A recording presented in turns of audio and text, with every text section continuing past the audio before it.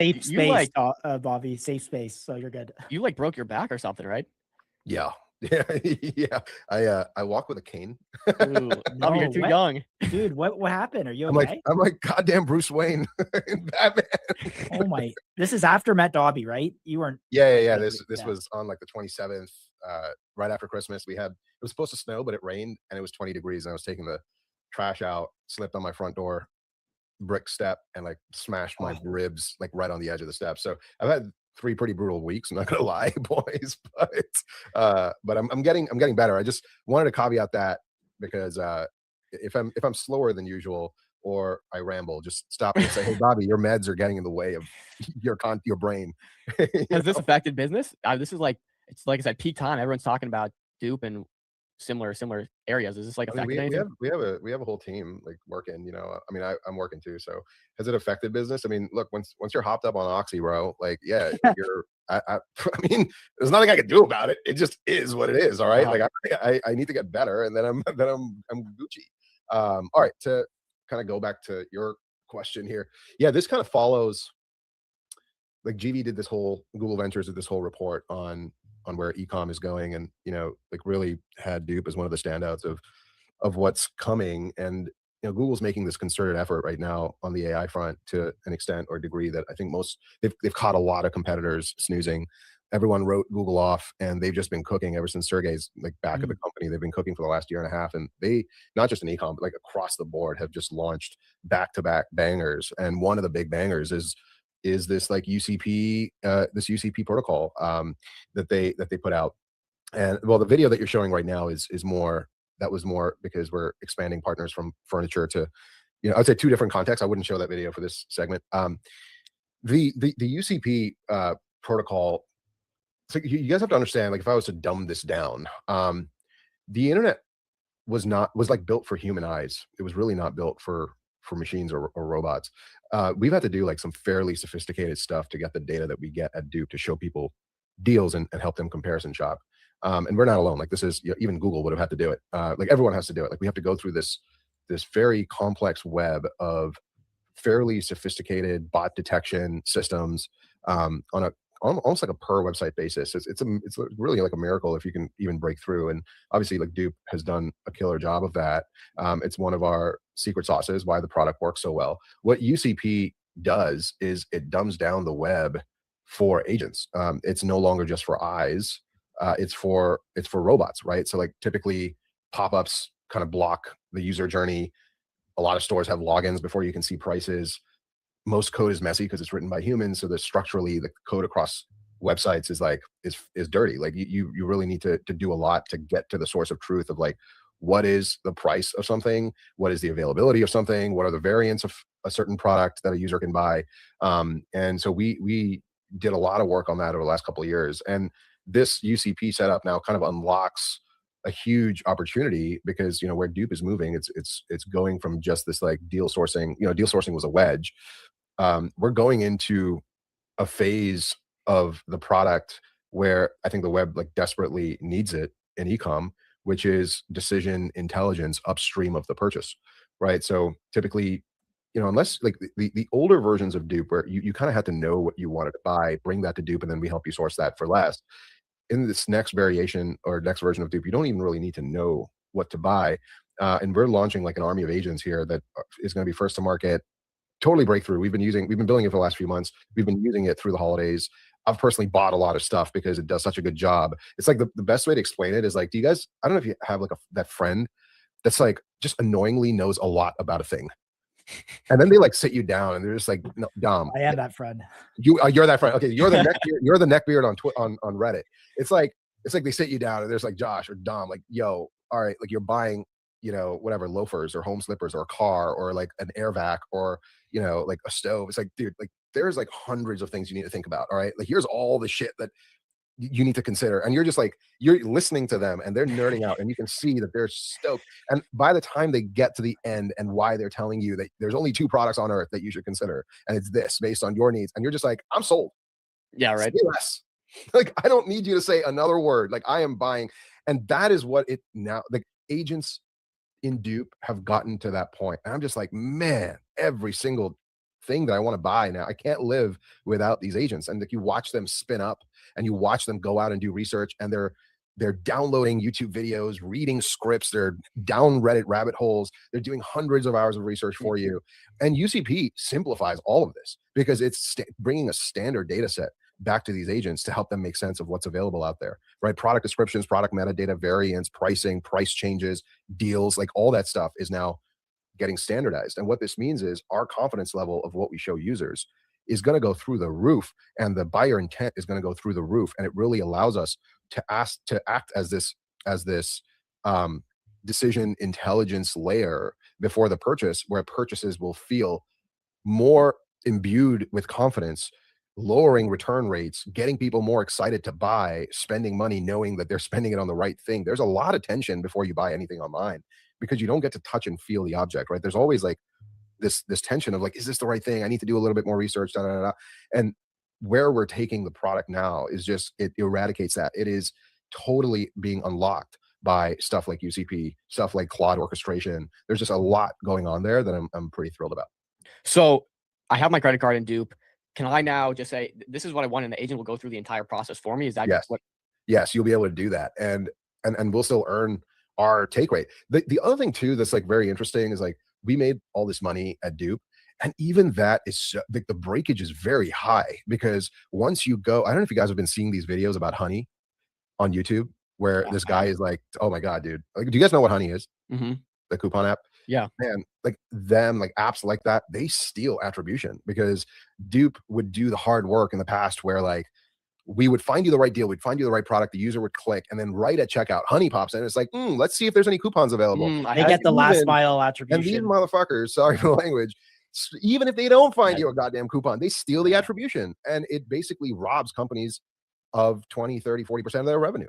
So here's how I understand it. It's whoever gets like the last click gets credit basically for selling that customer. And so Honey will come in, look for all these coupons, not actually find any coupons, but because you attempted to look for coupons with them, that's it. If you got nothing, they get paid. That's it. And that is like morally wrong. That is cool. And they made hundreds of millions of dollars doing that. And you know, and now that all that stuff is being brought to light and a lot of changes are happening. But UCP bypasses all that, right? Because what's so interesting about UCP, it's not just standardizing the data.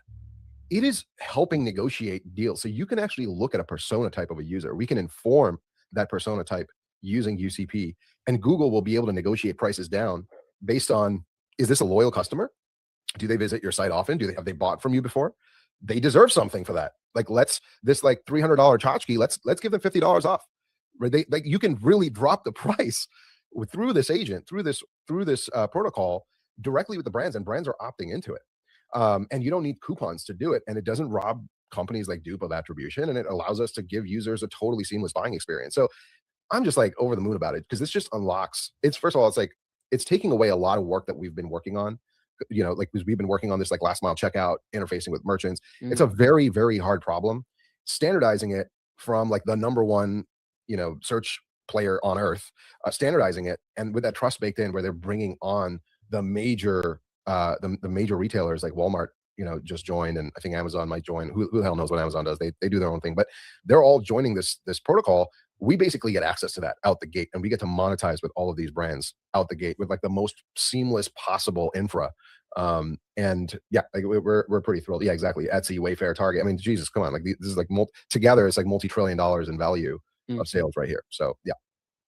This is really, I got a like more advertising e-commerce question here. I'm a big Shopify fan just because it was developed in the city that I grew up in, but is like, so when you talk about last mile attribution, so the UCP is solved for that, as well as the discovery process. It's also standardized all the data points. So if I'm a robot, I look at a web page, I know the data I'm getting back, it's in a standard format.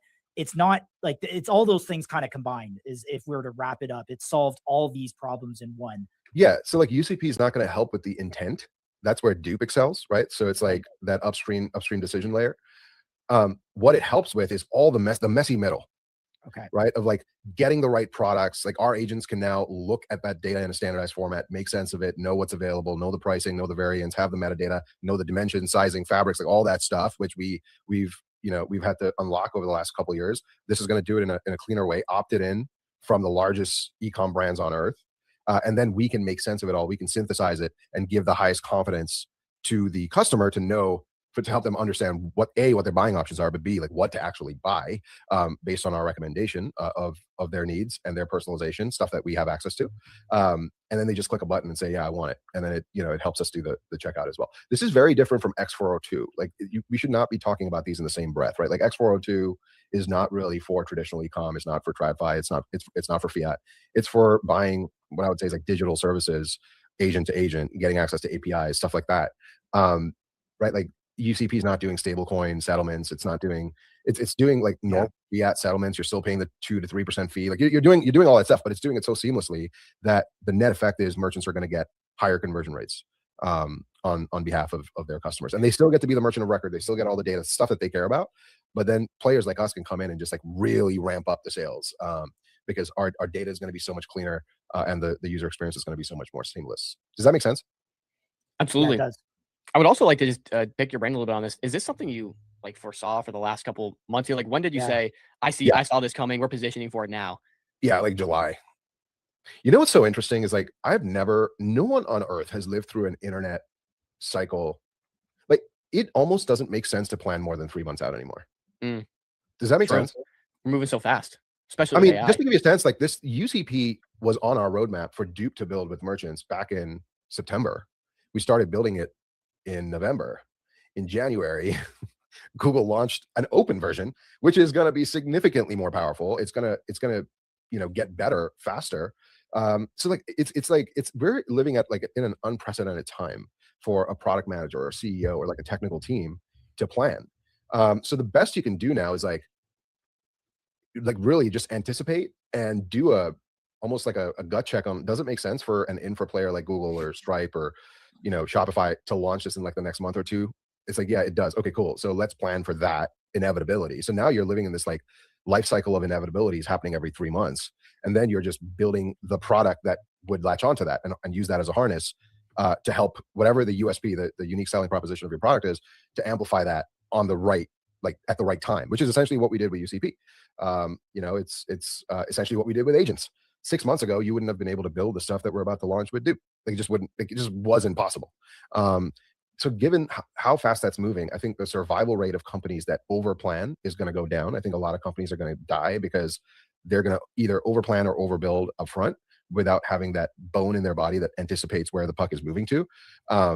And yeah, like I would just urge like any builder listening to this to think about, does it make sense to have like an annual roadmap anymore? I just don't think so. Probably not. Can we ask you, in your mind, where is the puck moving towards? Like, what do you foresee in the next 3 months then? Well, so obviously UCP was just announced. I think the adoption of this in the next 3 months is going to explode. I think agents are at the very bottom of the S curve. I think we're going to go into an agent super cycle starting this year. We started positioning for agents 4 months ago. We've been working on it. And look, it's not like agents are 4 months old. Agents are like a year old at least, but it was used for very specific things. We saw the obvious, like agents are going to, they're going to eat. It's like software is eating the world. Like agents are eating software. There's this famous Mark Andreessen, software is eating the world. That was their entire thesis. Agents are now going to eat software or will become software. So if you're thinking about that and you assume that there's a S curve and we're at the bottom of it and we're about to enter a super cycle for agents, then really like the biggest question is, what value are you going to deliver to users? So for us, it's like buyer confidence. I think there's going to be nothing on earth that makes people more confident in buying something than when they come to Dupe and use our product. And so for us, it's now just asking the question, okay, cool. Like agents have certain skills today. What skills can we imbue in them tomorrow? And let's build that. That's what we should focus on. We don't need to invent agent infrastructure. We don't need to invent UCP. We don't need to invent these like hard infra problems. We need to leverage them. And then we need to have a distribution model that outperforms like pretty much any other competitor in the market. We have like a couple of competitors. Like we have one that raised $50 million seed a year and a half ago. Oh my gosh. $50 million seed, all right? And all ex-Google people. They haven't launched anything. So I'm just like, I'm thinking, if I'm the CEO of that company, I'm freaking the fuck out. They've got a fancy office. They've got 75 employees. They've probably burned $15 million. They probably have at minimum $15 million out the gate. They have like 5,000 users. They have nothing. What do you think they raised at? Like 250 to 500 million? It has to be like, yeah, like you have to imagine it was like 250 to 300 million is what they raised at, right? And the reason they were able to raise that is because the founder is a star. Like she sold her last company, I think, to Pinterest. She's a star, but like, man, it's so clearly a bunch of folks LARPing as startup people. Like it's a bunch of ex-Google people that have never worked at a startup, and they're just, and you just look at that and you say, man, how do you survive in this new world? Yeah, by the way, hard stop in like 10 minutes. So I know I saw the chat here. Dom, Okay. can I sneak a quick question Yes, in? please. I just want to summarize where Dupe fits within this ecosystem. So the people mentioned here, Shopify, Etsy, Wayfair, they're the infrastructure builders of this. Dupe is the kind of customer, maybe making it No. right for the Let me customer. just cut through Yes. the chase. So Wayfair is not the infrastructure. Target's not the infrastructure. Google is the infrastructure. Got it. All right. Okay. Wayfair is the merchant and will be the merchant of record. So is Target. So is, you know, all the Shopify stores, Walmart, etc. Dupe is the decision intelligence. Google doesn't know what the customer wants. Google knows what products exist. The customer doesn't know what the customer wants. Yeah. These people come to Dupe to get a sense of what to want. So Dupe becomes this discovery engine, like super discovery engine. And it uses this open infra that Google's launching, this open protocol, to make sense of what exists out there so that we can serve the customer's need and synthesize all that information. But doing it in a way where it's not just looking at product data, it is looking at going down Reddit rabbit holes, going down YouTube, TikTok, downloading those videos, reading it, watching it, making sense of it, and then giving like the most confident answer to these shoppers to help them make the best purchase. Let's speed run. I got a couple questions. So when we hear about the 50 million seed raise that we just heard about here, are you getting a lot of inbound right now? You guys are kind of positioned in the space. You're one of the fastest horses in the race here. Is there like a lot of inbound for acquisition, for working with you? Like, curious.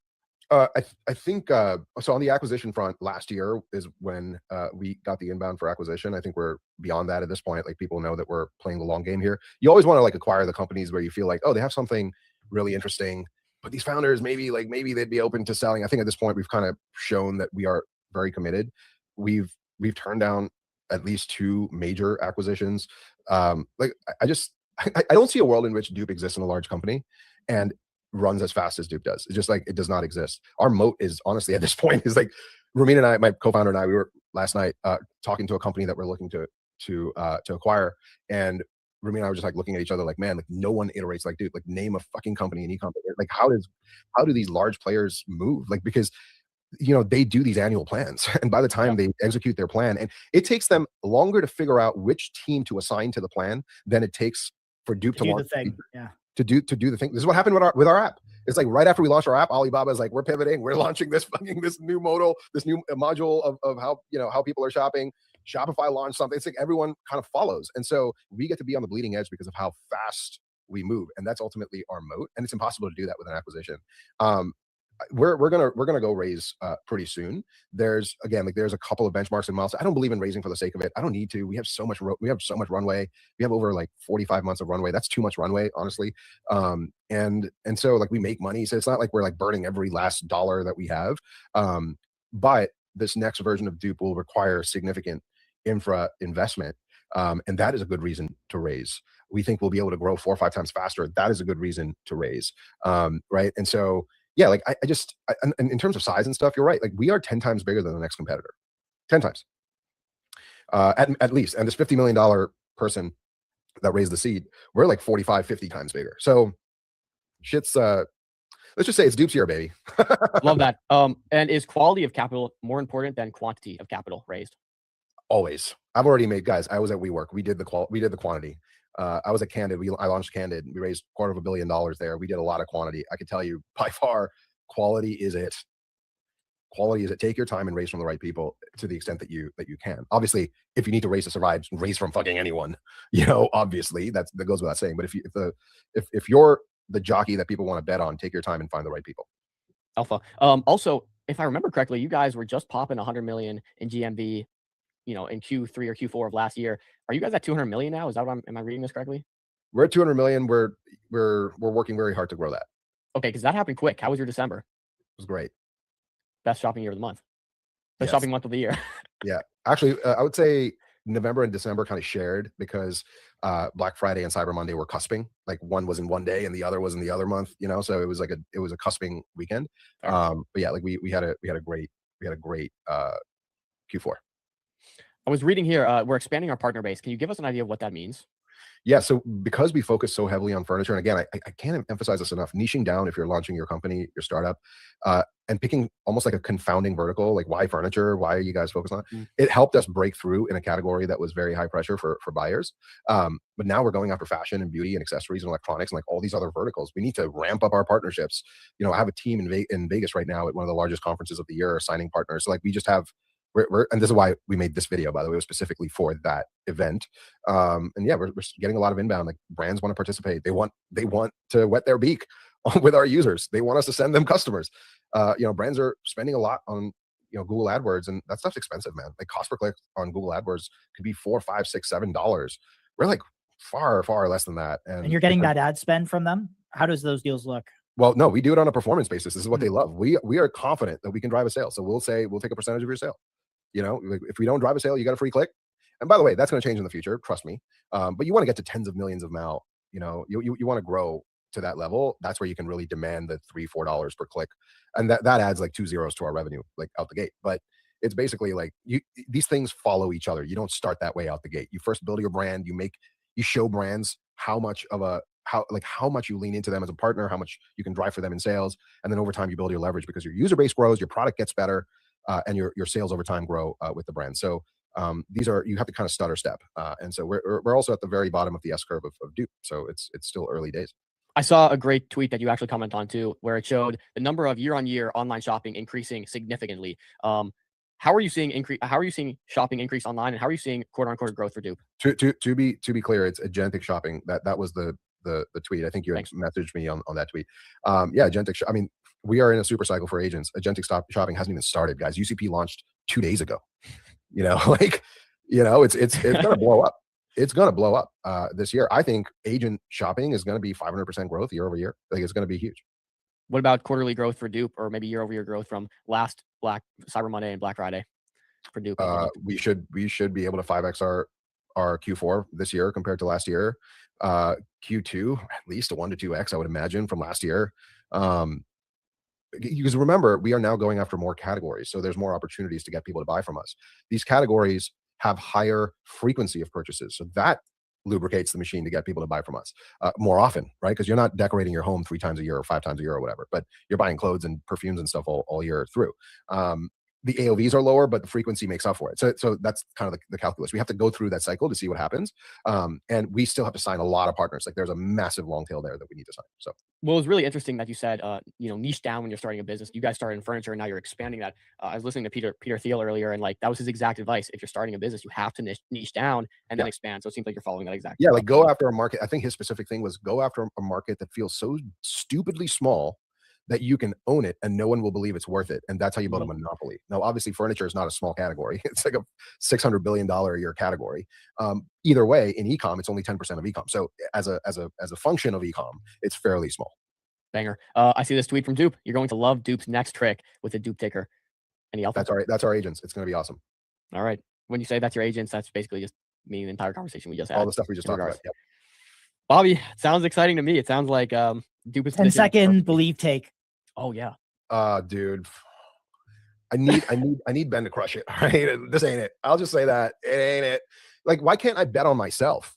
I don't want to bet on Ben or Nikita or George Bush or fucking Selena Gomez or Taylor Swift. I don't give a fuck about people who are not named Bobby Ghoshal to bet on. I bet on one person. Like I'm the jockey I bet on. Let me fucking bet that market. Where's that? So I don't know. Prediction markets right now. It's just boring. Prediction market's also going to enter a super cycle for infra companies. I don't think apps that are doing prediction wrappers stand a chance. And whatever. I think what we've seen in the last 24 hours since Believe launched this product is clearly people are just bored of it. This is a 2024, and he launched this in 2024. That was the right time to launch the first version of it. Man, he had the golden goose in his hand. It's still upsetting to me that he fumbled the ball so fucking hard with Believe, and this ain't it. This ain't it. It doesn't even make sense to me. There's no settlements. I was saying earlier, it's like if Ben Pasternak here goes and becomes the president of the United States, walks on the moon, wins the lottery, then what? His thing goes up to 80% belief, and then eventually exactly. Yeah, there's no movement. Fine. I would even buy the argument of infinite markets. That's kind of what he wants, like a never-ending infinite market. Okay, fine. If you believe that a believer base is going to go up over time, more people will buy one side versus the other. All that's fine. It just reeks of Kalshi and poly market. I think if you want to play in if you want to play in prediction markets, doing infra so that broadcasters can be part, like that's just one example. Like build infra so broadcasters can launch their own prediction markets. Like why not do that? I mean, Polymarket was part of the Golden Globes this year. Holy shit, that's fucking cool. That was sick, right? Yeah, that was sick. So like that's where I think PMX might stand a chance. I don't know, like I don't know what those guys are doing. Like they're so quiet. They haven't really launched anything. I really want them to. I mean, selfishly, just full disclosure, I hold a fucking bag, like a pretty big one there. Like that's just been totally raked. It's fine. It's par for the course. It's playing the game. It would be nice to hear what's under the hood and what's cooking. Like it'd be nice. We got Kitty in here. Hey, Kitty, go whip, crack the Come whip. on, Here, Kitty, crack the whip. Yeah, crack the whip. I mean, the thing is, they're so technically capable. Like they're very gifted founders. It's just like, you can't be quiet for that long. I understand like a month, fine, like a month and a half. All right, you're cooking, but you gotta say something. You gotta show us a little bit under the hood. Valid. All right, Bobby, we'll leave you. Maybe Daddy Duster. We'll cover Daddy Duster because he's a good friend of the show here. Is Duke considering using the insight/data gain from their users as revenue source for companies that sell products? Value add to product companies to have a more granular understanding of consumer behavior/decision making. So yeah, we don't sell the consumer data to the companies. We synthesize what the consumer wants using their data, what we know the type of buyer that they are, and then we bring the right users to companies. Does that make sense? Makes sense. You're not interested in selling the data to companies that may want No. information. No. All right. No. We'll end it there. All right, Bobby, good luck in your next meeting, brother. Hope you feel better. Thanks so much. Better.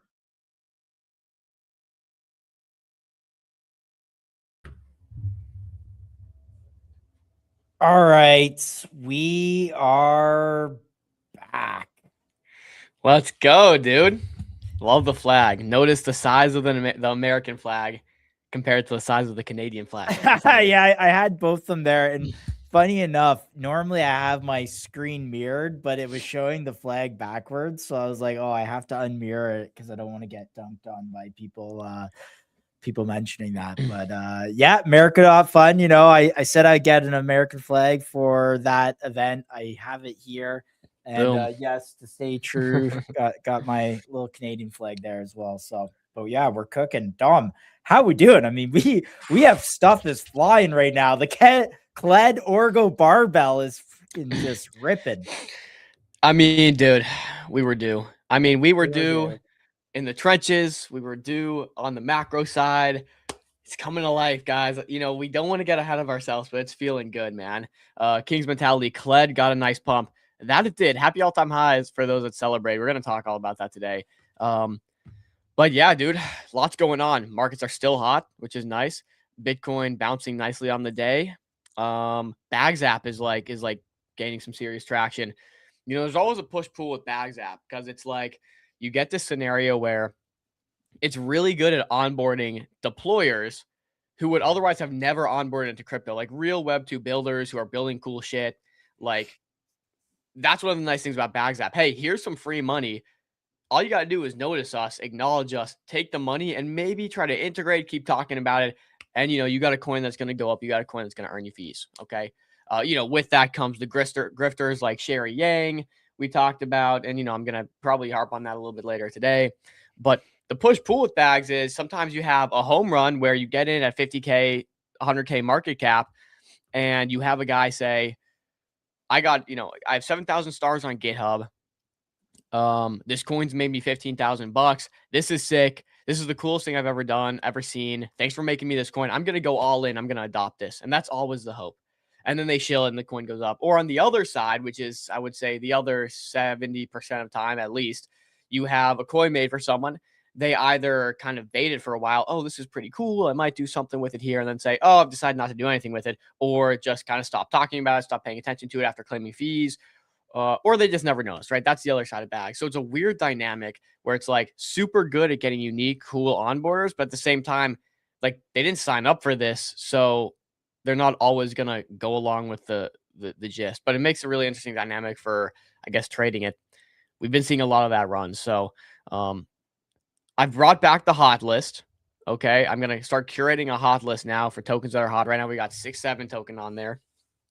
Yeah, let's see the hot list. And then I have one as well. I want to run through. Okay. I mean, but we got to start with, the GOAT. We got to start with Kled. And like I said, happy all-time highs, to those who celebrate. I certainly do. Let's see. Woo! Look at that chart. I remember it feels Oh, like an man. eternity. We're sitting down here. We kind of got baited right here. We got edged a little bit right here. We got edged a little bit right here. And just that slow buildup, low volume, people buying, but a continuous little trend. Slowly, then all at once, of course, we got it. Yesterday, Mark Andreessen followed. A bunch of VC followed. Midjourney followed. I mean, you name it. Everyone in the tech world, Silicon Valley is foaming at the mouth to learn about CLED. And so that set Avi up for some really interesting conversations. Nonetheless, off the Mark Andreessen follow, we got this big pump. And I actually think we have surpassed that as well, eclipsed that. Yeah, so I'm going to go on the 1 hour here. I'll give you a play-by-play. So we're chilling down here. Markets are looking good. CLED starts trending up. Avi drops a video, which now has 2 million views. We covered it on the show. Basically saying we're the largest opt-in human data collector, right? That humans are getting paid for. Blows up, starts trending. Twitter starts picking it up, blah, blah, blah. It's going viral. Solana's starting to retweet it. Vibu's retweeting, quote tweeting it. All that good stuff. Everyone's talking about it. And then right here, Mark Andreessen from A16Z follows CLED, candling it from, roughly 37 million up to 50 million. And we know what happens there. Once you see the wick, you got to fill it, right? So the wick got instantly rejected. People had sell limits, as you can expect. You know how it goes. Mark Andreessen follow, you got people kind of just FOMOing and buying it up, and then scalpers selling into it. But that wick quickly got filled to the upside. And then since I think this was some guy twapped 125K in one clip right here and candled it up. So that's how CLED's looking. Remember, we have our theories about the equity anchor. They're either going to do, maybe 10, maybe 20% of equity to the CLED. We're going to try to keep it conservative. They're not going to do 50% equity, right? But there's going to be some sort of equity tie. We know Avi's raising at 300 million. He's going in with some serious momentum. All of the tech world is talking about CLED right now. So he's got momentum on his back. He's already raised, I think, $4 million last we checked, between 150 to 300 million. So again, 60 million is kind of my mark where I'm like, okay, now we're starting to look at fair value. Now we're starting to look at roughly fair value, assuming that there's maybe up to 20% equity given. Now, there's also the argument that, hey, well, there's this massive flywheel that CLED has where we're buying back 33% based on any contracts we get. We have a conversion program for people who want to convert their USD earnings to CLED, but they have to hold it, stake it to get boosted payouts. There is a really nice network effect and flywheel program CLED has. And by the way, those who didn't make that conversion down here are up, nearly double. So maybe someone earned $500 off CLED. Well, if they put it into the CLED token rather than USD, right? They swapped it, which was a market buy. They're up $1,000. So I can see this being, a very interesting mechanism. Nonetheless, so 60 million just based on the equity, we've talked about this, seems to be like where it may land as a fair valuation. Then if you add the constant buy pressure, the growth mechanisms, metrics, you could start looking for higher prices, premiums on that. So very cool stuff. Street Foundation kind of paving the way with this equity anchored. Another one of Josh's favorite that we've had on the show plenty of times as well is Orgo. Another one that has hinted at this equity ownership. And I think off the back of CLED pumping, it's also seen some trickle down effect here. Josh, do you want to comment on this? This is your this is wheelhouse. The Orgo CLED barbell that is shaping up here. The Street Foundation barbell. What the equity percentage is, we don't know, but I think the big overall theme and game tweeted picks and shovels, which I think is accurate here. If CLED is your data play, Orgo is your computer use agent play. Computer use is what you need, again, to make these agent models useful. It goes from tool AI to being actual general AI that does work for you. And that translates into, is this the workforce of the future? Are we going to see AIs at the computer level that are going, and not just one on an individual machine? We're talking about potentially 1,000 of them that are in sync, that are communicating together, that are doing work and then consolidating that work into a single output that they give back to you in Dropbox, that are running businesses that have corporate structures.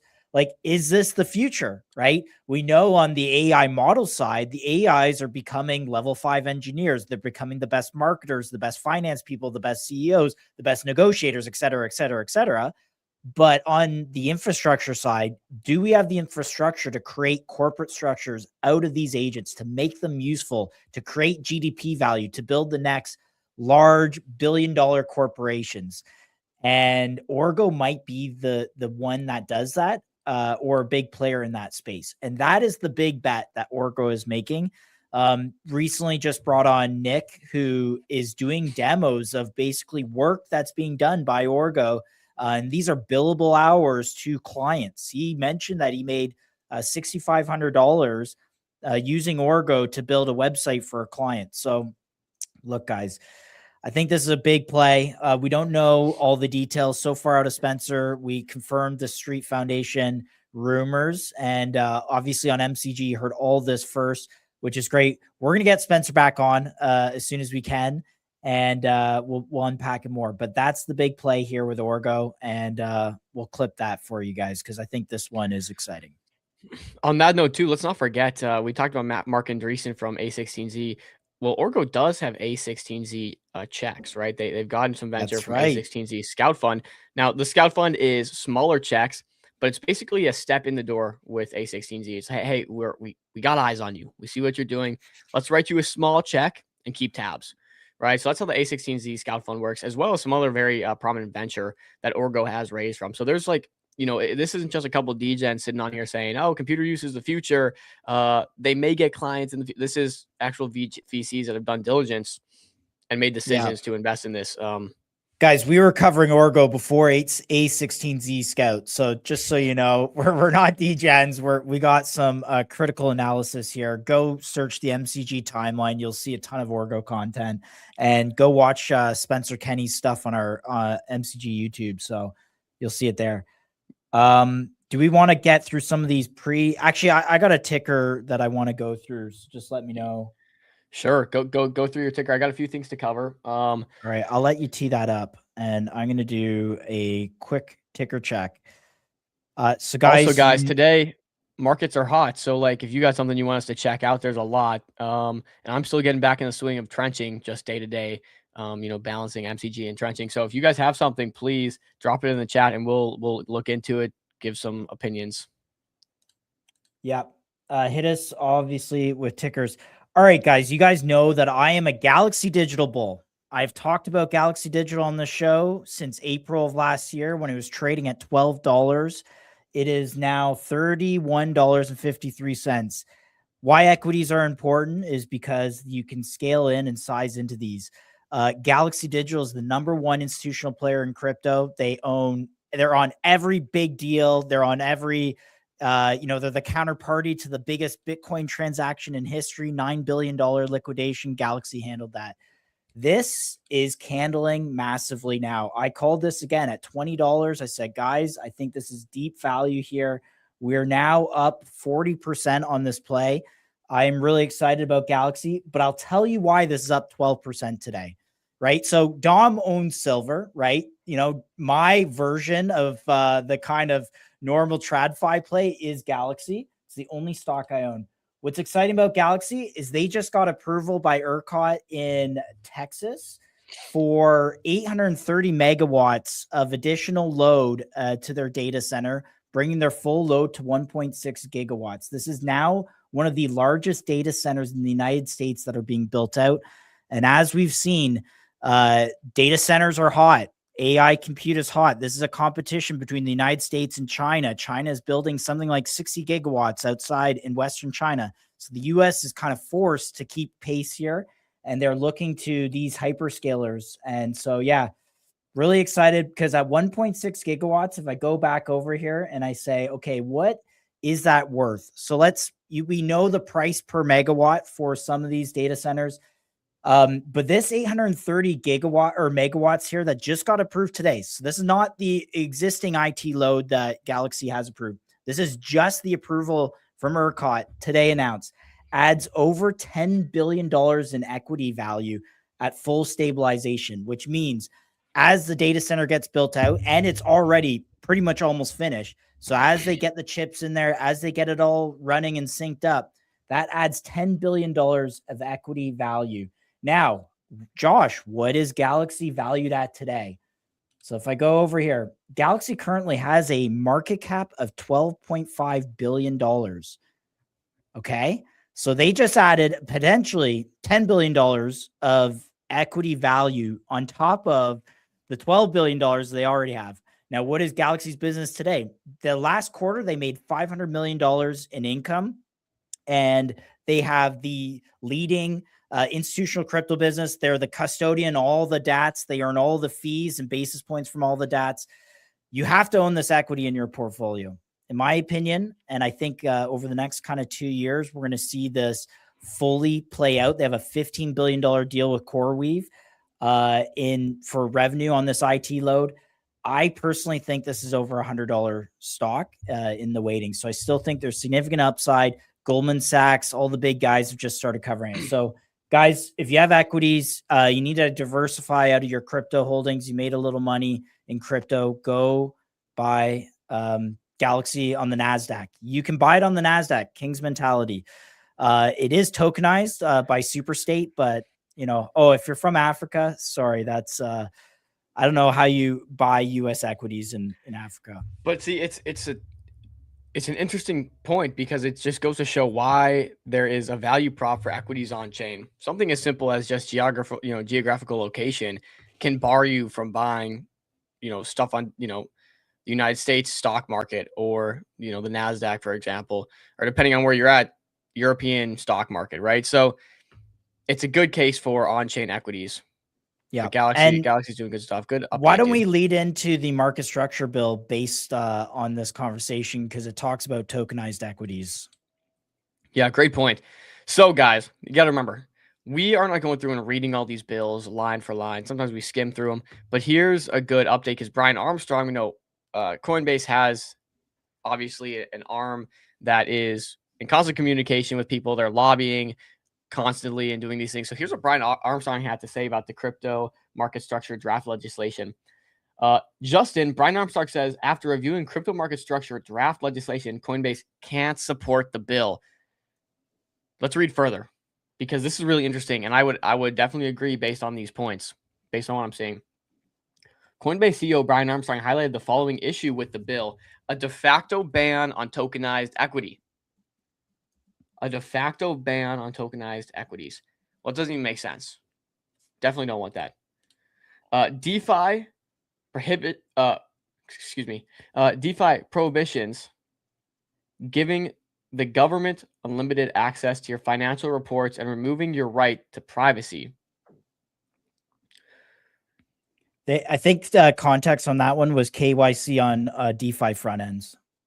Yeah. And of course, DeFi is decentralized by nature. It's in the name. So obviously, privacy is a big push right now. We saw the other day, we went over a bunch of privacy tokens, and it's just that's not going to work. Erosion of the CFTC's authority, stifling innovation, and making it subservient to the SEC. So again, we don't want to be subservient to SEC. We do want our own entities governing crypto to some extent, not necessarily the SEC. They don't really know best all the time, right? Draft amendments that would kill rewards on stablecoins, allowing banks to ban their competition. And this is a really big one. This is why stablecoins had so much pushback in the early days. It's because people were worried that banks, institutions, BlackRock, whatever it was going to be, hey, this is the digital currency, and this is the only one that we're going to accept. And this is maybe not that exact context here, but draft amendments that would kill rewards on stablecoins, allowing banks to ban their competition. This is because by the very nature of holding stablecoins and earning the yield from them. So if you buy a stablecoin, they take the they take the real fiat dollars, put them in US treasuries, earn the 5% yield. Circle makes billions doing this. Tether makes billions doing this, but they hand none of it back to the users. Essentially, what they could do is you buy the stable coin, and they, just like what Solo is doing, Solomon Labs, is just feed you in the yield from those treasuries. Theoretically, that's what they could do, but they don't. And so what the banks are basically saying is if stablecoins become legal, if the yield becomes legal, they are basically disrupting the bank account model, right? And if you think about a bank account, you put money into it, the bank gives you, 1% yield on it, but they take your money and they go use it in other places in the financial system. So that's the context there. Perfect. In other words, so basically, I mean, I think that's pretty clear. We can't have that going through. In other words, big news. Twitter is pretty happy about this. Nikita Beer, they're revising the developer API policies. Guys, Cato, these yapping apps that reward you for yapping, just creating slop on the timeline, have been banned. In Nikita's words, we will no longer allow apps that rewards users for posting on X, aka InfoFi. This has led to a tremendous amount of AI slop and reply spam on the platform. We've revoked API access from these apps, so your X experience should start improving soon once the bots realize they're not getting paid anymore. If your developer account was terminated, please reach out and we will assist in transitioning your business to Threads and Bluesky. So that's a little shot at the end there. If you're a developer customer, please reach out. We'll assist Pretty you. funny. Oh my gosh, that's Bluesky, dude. It's Blue Sky. No, I'm not even sure what that is. I just saw Threads. Blue Sky is a version of Twitter that Jack Dorsey started. There you go. That's alpha. Yeah, that's funny. But ultimately, good housekeeping. Good housekeeping.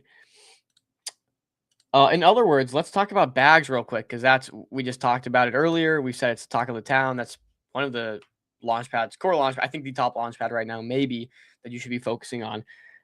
So there's a bags hackathon ongoing. There's $1 million in grants to builders on bags.app. I think this is similar to what we saw with Believe for their like builders program, which was innovative and pretty cool. So I believe, hey, come build on bags. You accept fees. You get in with us. You're gonna, you integrate the token. We got a lot of money for you in builder grants, AI credits, that type of stuff. Build good tech, win cash, start companies. Where? Online. What's next? Start brainstorming your ideas. If you want to sponsor a judge, DM us or anyone else from the Bags team for builders. Submit your projects on the forum below. More details coming soon. I wonder if we should submit for judging. It'd be kind of interesting. Maybe we do a full stream of it and get a bunch of these projects on, go through them and judge them. But there's the bag, your bags update. I did also want to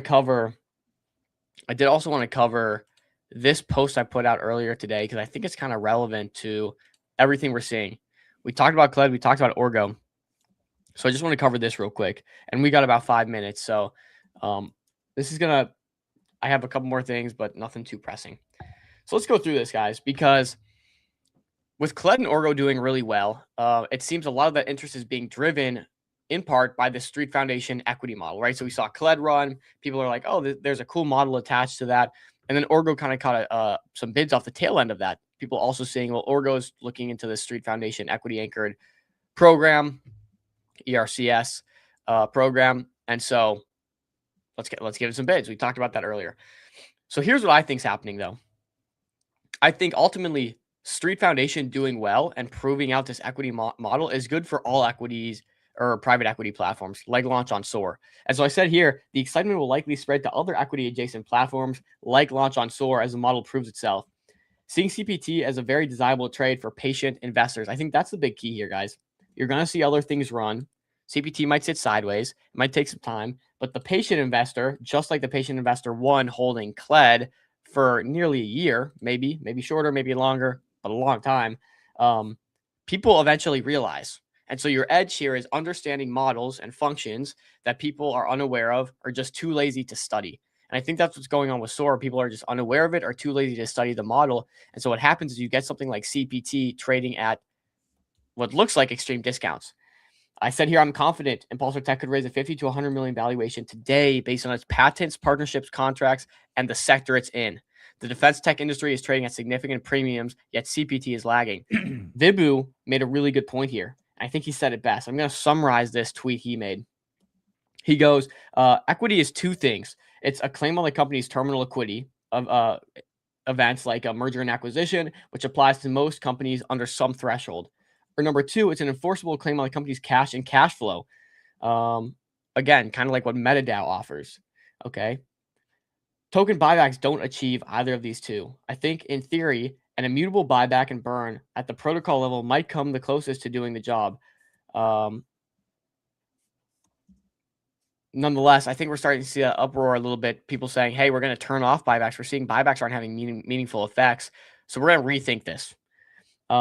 Otherwise, buybacks are basically temporarily gift to exiting holders, often just the team itself, which is a good point, guys. These buybacks typically are just for the team to sell their overhanging supply into, but they solve nothing that equity solves for.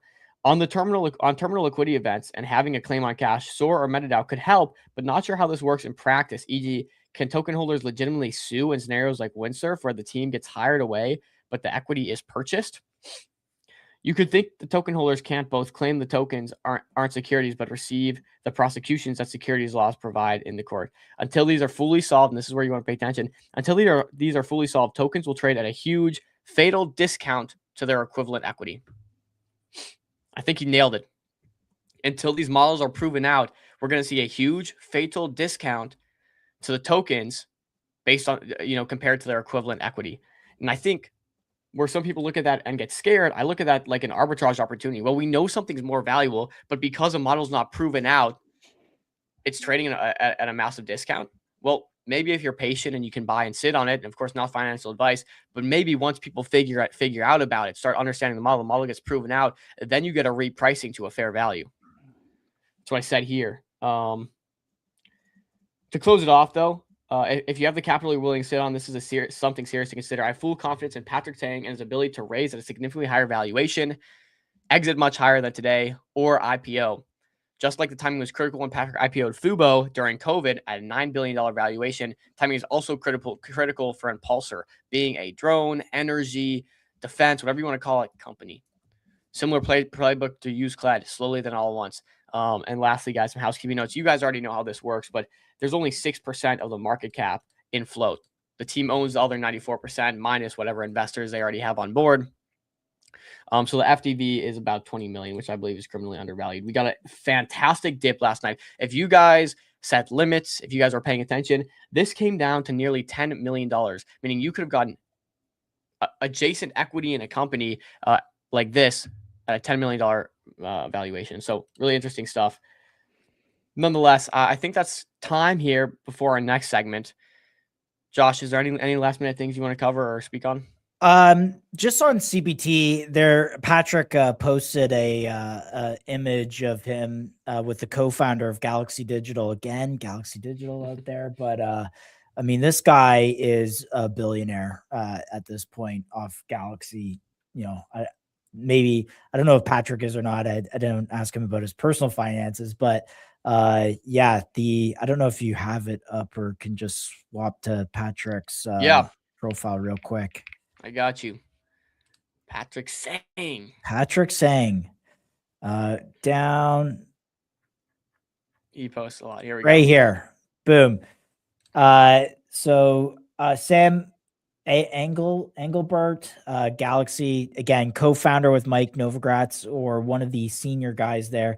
It's just, at the end of the day, it's just the rooms that Patrick is getting into. It's how many crypto founders. There are crypto projects that are run by people you don't even know, in countries that you don't even know where they are, that are worth 100 times more than CPT. And here you have a guy who's meeting with really influential people, not just meeting, he does business with them. His fund invested in Galaxy Interactive's, their venture capital fund. So it's just like, if he does something good with CPT, if CPT can prove out some of these technologies and these claims, he's really close to all of who would be interested in investing in this kind of stuff. So anyways, I'll just leave it there. I think always good to be reminded of a founder who is connected at the highest levels of finance. I know Josh was like a kid in a candy store when he saw the Galaxy Digital link up. Man, guys, hey, look, I'll say it here. I try and bring good good companies to the table, regulated companies to the table, good investments to the table. And Galaxy has been one of those. MicroStrategy has been down only. Those people got relentlessly diluted. The miners like HUD 8 and Mara, they're getting diluted like crazy. So own things that are good. And I've done the due diligence for years. So there we go. I think it's time right. to rotate, Time. guys. That's So it. a little TLDR, if you want to just give an update here. We have Star's next incubation, next launch, I guess you could call it, which is Fair Scale XYZ, and we'll be talking all about that today, see what they got going on. So we got Rishi here with us. Rishi, how are you doing? Hey guys, good to see you. Am I getting your name right? Yeah, it's a tricky one, but it's Rishi. Rishi. I like that. It's unique. Nonetheless, we got Rishi here from Fair Scale, and we want to hear all about what you're building here.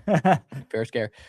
So nonetheless, let's start where we gotta start. Hear a little bit about you, Rishi, your background, and then we can get into Fair Scale and further. Yeah, sounds good. So I am the founder of Fair Scale, Rishi, as you said. In terms of my background, I've been in Web3 for 4 years now. Like similar story to everyone else, invested in NFTs initially. I ended up getting rugged again, as everyone does in my first collection that I joined. But I just loved the community aspect. I loved how much people, still kind of stuck around, did what they needed to do, even though the founders left, and ended up becoming kind of an unofficial community manager in this collection.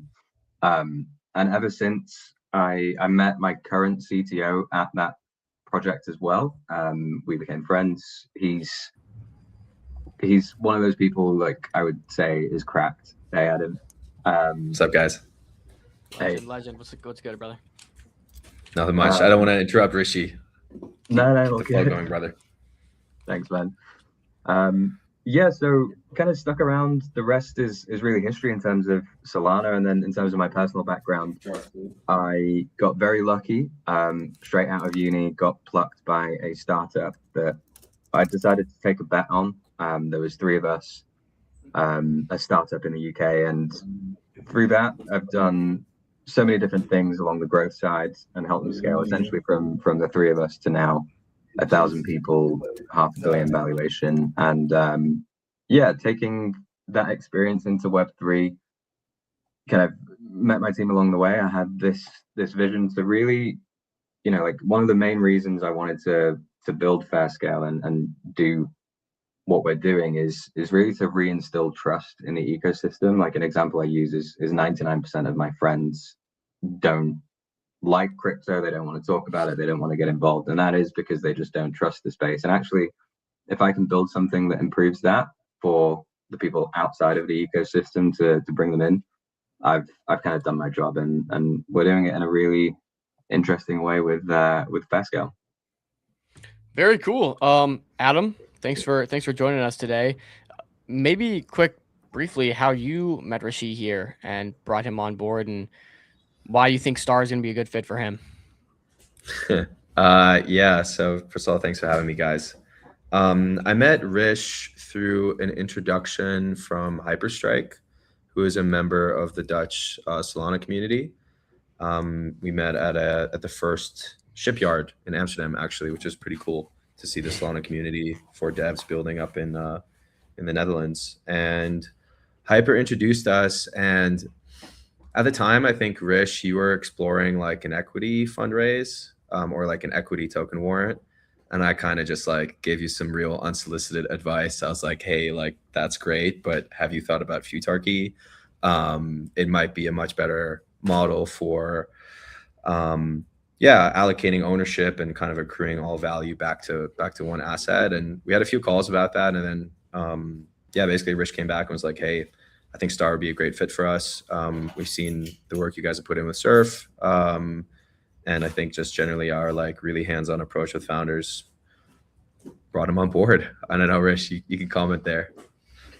Yeah, absolutely. I mean, the one thing, I think I said this to Adam in person when I met him at Breakpoint this year, was the guys really do go to war for their founders, and that's what we want. We a launch pad or a platform to support us is more about the people behind it than what they can potentially bring technically. And I think the Star team just have that covered across the board. And even like the video you guys just had on screen, the Star team made that for us, and I think that's just a testament to the quality that they bring across the board. And yeah, it was, and I have to say, like the level of due diligence that the Star team do is insane in the best possible way. Like that whole process just gave us even more confidence that we'd made the right decision. That what does that due diligence process look like? Not from Adam. We want to hear from Rishi. It is, if I had to summarize it, it is the Star CTO basically just drilling into everything that we're doing and how, like, why it works. And I think really just proving why we deserve to exist, right? I think that's anyone who's going to put so much effort and really go to war for us like that needs to know there's potential and a reason for us to exist. And thankfully we were able to prove that. But yeah, they made some good decisions. And also, like, even just through the due diligence process taught us a lot about actually, there's a couple of gaps here. This is what you can improve. And fortunately we were able to prove that in the end and take their advice on board. But yeah, it's the stars really did align for us with meeting these guys. Sorry, Nice. that was really cringy. No, we love it. So Fairscale is doing something unique. You can see here on the screen, it said building a reputation score. We've seen some attempts at this with, like Echo and maybe some other platforms. Get us into, what a reputation score actually is, why it's important, and like what made you guys decide to build in that vertical. Yeah, so in terms of what a reputation score is, and in our eyes in particular, it's the way that we do it is we collate information, data, whatever you want to call it, from 3 different pipelines. So we look at on-chain behavior, social behavior, and then off-chain analysis. Things like development commits, GitHub connects, and even now with one of our latest integrations with a company called BIQ, like even attendance at Solana events, which is really cool. Like it's an all-encompassing reputation score. And I guess in terms of why we're doing it the way we're doing it and potentially how we differ compared to anyone else that's tried this before, we have gone down the route of being dynamic, firstly. So we've been really selective and purposeful with the team that we've brought on to build this with us. One is a good friend of mine and one is someone I met through this journey, and they're both either have a PhD or master's in data science. And we wanted to really kind of try and scientifically prove trust. But the biggest problem we had to solve was that when you're trying to score people or really wanting to be, I guess, decentralized, there can't be someone in the background, me, my CTO, anyone on the team, basically saying, this is how much your token holding behavior should contribute to your score, or this is how much your social behavior should contribute to your score. One, because, we're not the people that should determine that. And 2, it's very easily gamed. If someone understands your weightings and how you're actually operating, I think if you look at a lot of the InfoFi projects, it all just becomes slop. People are just farming it. And the way we do that differently is we have our algorithm and then we have a neural network laid on top of that. So as behavior shifts, as the overall market shifts, our scoring model adjusts its weighting. So it's a constantly shifting scale, and scores update every 24 hours at the moment based on how that data has adjusted. So if the entire market just decides, right, I'm going to snipe a load of tokens, I'm going to unstake all my Solana and stop using every single protocol in the ecosystem, then that bar shifts and actually gets lower. So the people that are actually, still doing positive behavior have an increase in their score. Sorry, go ahead. Yeah, they say men lie, women lie, but numbers don't. Do you think data tells the entire story of somebody and who they are as an investor person? Like, does this encompass everything that needs to be encompassed? Yeah, I mean, it's a valid point, and that's why we decided to go down the route of being essentially all encompassing. So we don't just look at on-chain behavior because, frankly, that doesn't determine how reputable or credible you are. We don't just look at social behavior because, again, it doesn't really mean anything out of context. I think getting a reputation score where we combine the two and we also look at how you contribute to the ecosystem with things like event attendance, who you're actually interacting with physically, which we're doing via BIC without integrations. I think that's when it becomes an all-encompassing reputation score. And I'm absolutely not kind of sitting here saying that we've nailed it and it's perfect. We've only actually just gone live with the MVP, but the really beautiful thing about this and with the team that we're working with is that as new things come about, like again, I keep talking about the big integration, but as things like that come about, we really try and stick to looking out for people who are doing things well and working with them rather than trying to replicate what they're doing. And our data pipelines are extremely scalable, so we can always add new data pipelines in to actually just adjust the scoring model and work with how the market is shifting. Can you? No. Hey, I do. Or sorry, Don, go ahead. I'll let you finish your line of thinking. Yeah. And when I think about this, you look at Echo and some other stuff, and people always try to game these systems. Of course, you can never account for all sorts of people trying to game it. You can do your best to try.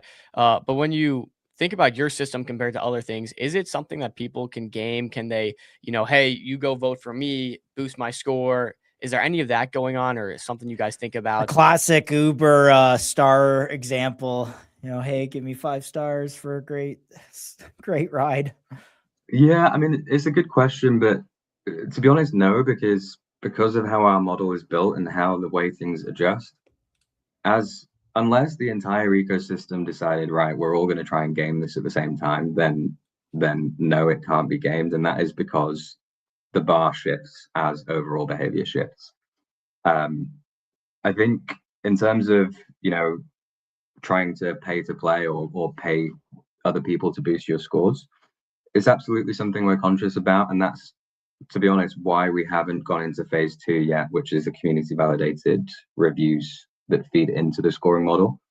So a new feature that will be coming up is where someone can actually vouch for you, write a review for you about you or your profile. But we're conscious, we've seen and we keep a close eye on people like Ethos who are doing something similar. And we just want to learn a bit more about how we can really perfect that, avoid that gaming before we go live with it. And we are coming up with some kind of innovative solutions. One really big one is actually staking Solana against someone's reputation, to really, put your money where I guess their mouth is, in a sense, if you really want to vouch for them. But yeah, that's why we've been purposeful. Yeah, I mean, so sorry, just on that last staking bit, and then I'll ask my question. So if I wanted to get Dom in a round or something that I was participating, I could stake Sol and bring Dom in. Is that correct? In theory, I guess it would need to be a lot. We haven't really thought about how we're weighting that just yet. In terms of actually how much your vouch for him would contribute to his overall score. It would just be one feature of his score, really. Okay, got it. So I guess my my question is more just like I'm trying to get like examples. So we have people watching the stream. They'll ideally go to your platform and set up their profile so they can participate in rounds. But let's use ourselves as examples. Like we stream every single day. We've done 200 shows. We meet everybody. We talk to everybody. Talk to investors. Investors watch this. Like I would think our scores, you would want to have someone like Dom or myself in some of these rounds. How would our scores show up on your platform? Dom, for instance, I'll give you a little more context. He's very active. Like he is one of the top on Soar's platform because he's very active on chain and ICM. I am a little less active on chain, but I have a large platform and am a long-term bag holder on many, many things. So give me a breakdown. How would our scores look on your platform? So I guess in terms of, maybe starting with you, Dom, because you're it sounds like a pretty heavy trader. You invest a lot in size, and I guess yours would be very on-chain focused.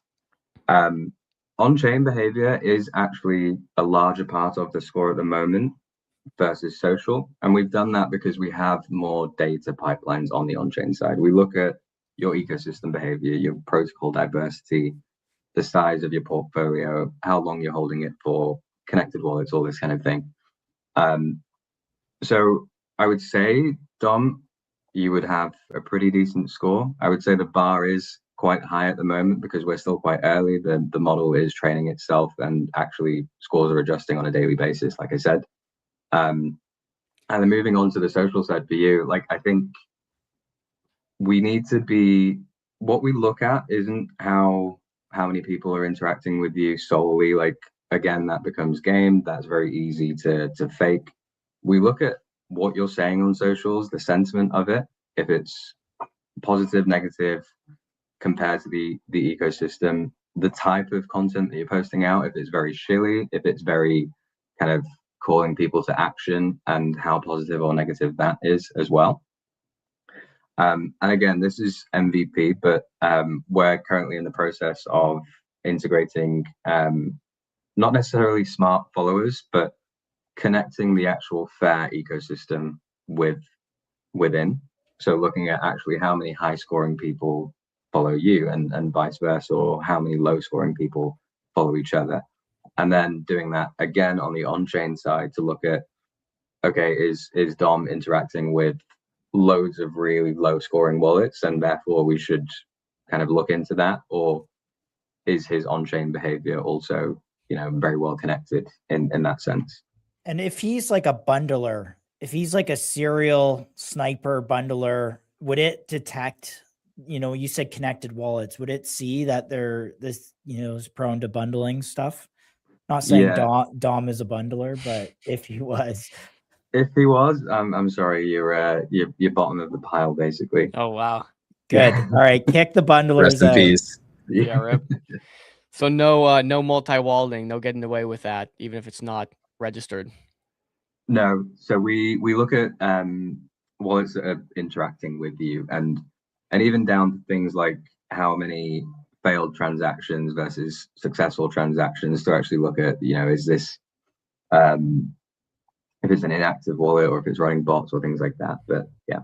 Curious if it goes even deeper. You know, I know plenty of people, and maybe I've done this myself, but I trade with plenty of wallets, most of which are funded through mixers or centralized exchanges. So there's no real way to track them. And the best way to track them is typically, okay, well, they're buying with similar sizes at the same time. Are you guys able to detect something like that where it has no physical blockchain connection, but it is trading in a very similar pattern that might suggest it's connected? Yeah, so this is something that we're looking into at the moment. I wouldn't say we've nailed this right away. But it's also, I was having a really good conversation with someone close to me, and looking at that on the NFT side as well, in terms of pre-sales, like botting pre-sales, things like that. We really just want to nail that. And again, we've been purposeful with taking our time with it to make sure that, like, the worst thing we want to do is have someone who is extremely positive, like should be top scoring, and because of something to do with their connected wallets, they're getting scored lower. Like, you know, we need to be confident in that, and we're just in the process of validating that at the moment. Fair enough. I want to kind of take this a step back and understand, like, why is this important? Why is this applicable? Who's going to use this? For example, we have Star here. Maybe going forward, Star will have this for future raises implemented. But from your perspective, you know, who is the target audience of this? Why is this applicable? Where is it applicable? Yeah, so in short, I would say it's applicable wherever reputation matters at the point of interaction. So I think if you look at some of our, I don't know if you've seen, but some of our first cohort of integrations, that's across launchpads, like with the Star team, or with lending protocols, or neobanks. So we're working with TigerPay for one, who are an upcoming neobank, who are actually wanting to kind of take a bet on going for uncollateralized lending on Solana. And we plug in at the point of interaction to actually score wallets that are going through the Tiger Pay platform to give them an idea of the credibility of that individual to then make a decision whether or not they will offer them lending or what rate.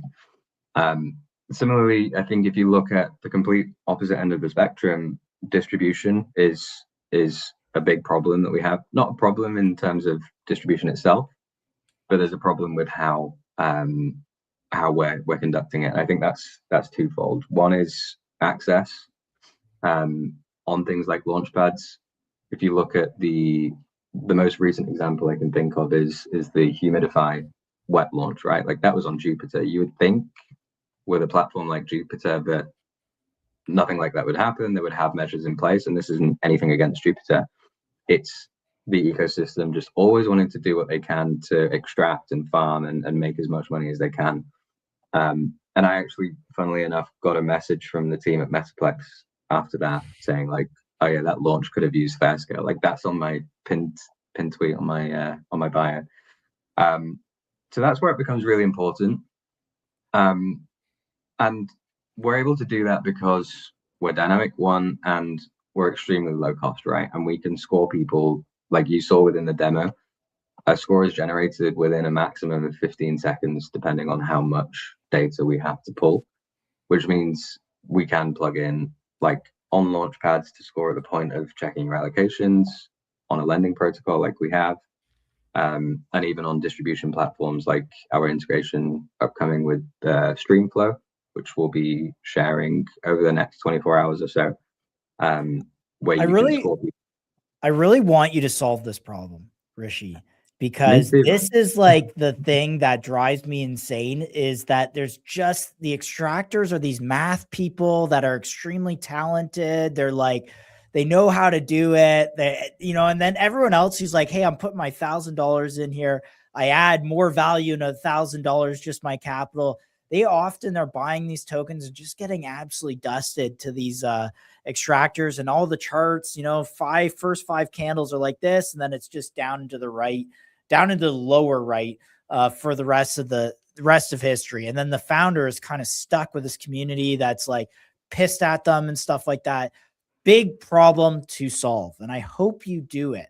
My question here is more so, let's say I'm doing due diligence on a project, right? Like we saw with MetaDAO, Avicii did really well, launched at 4 million up and to the right.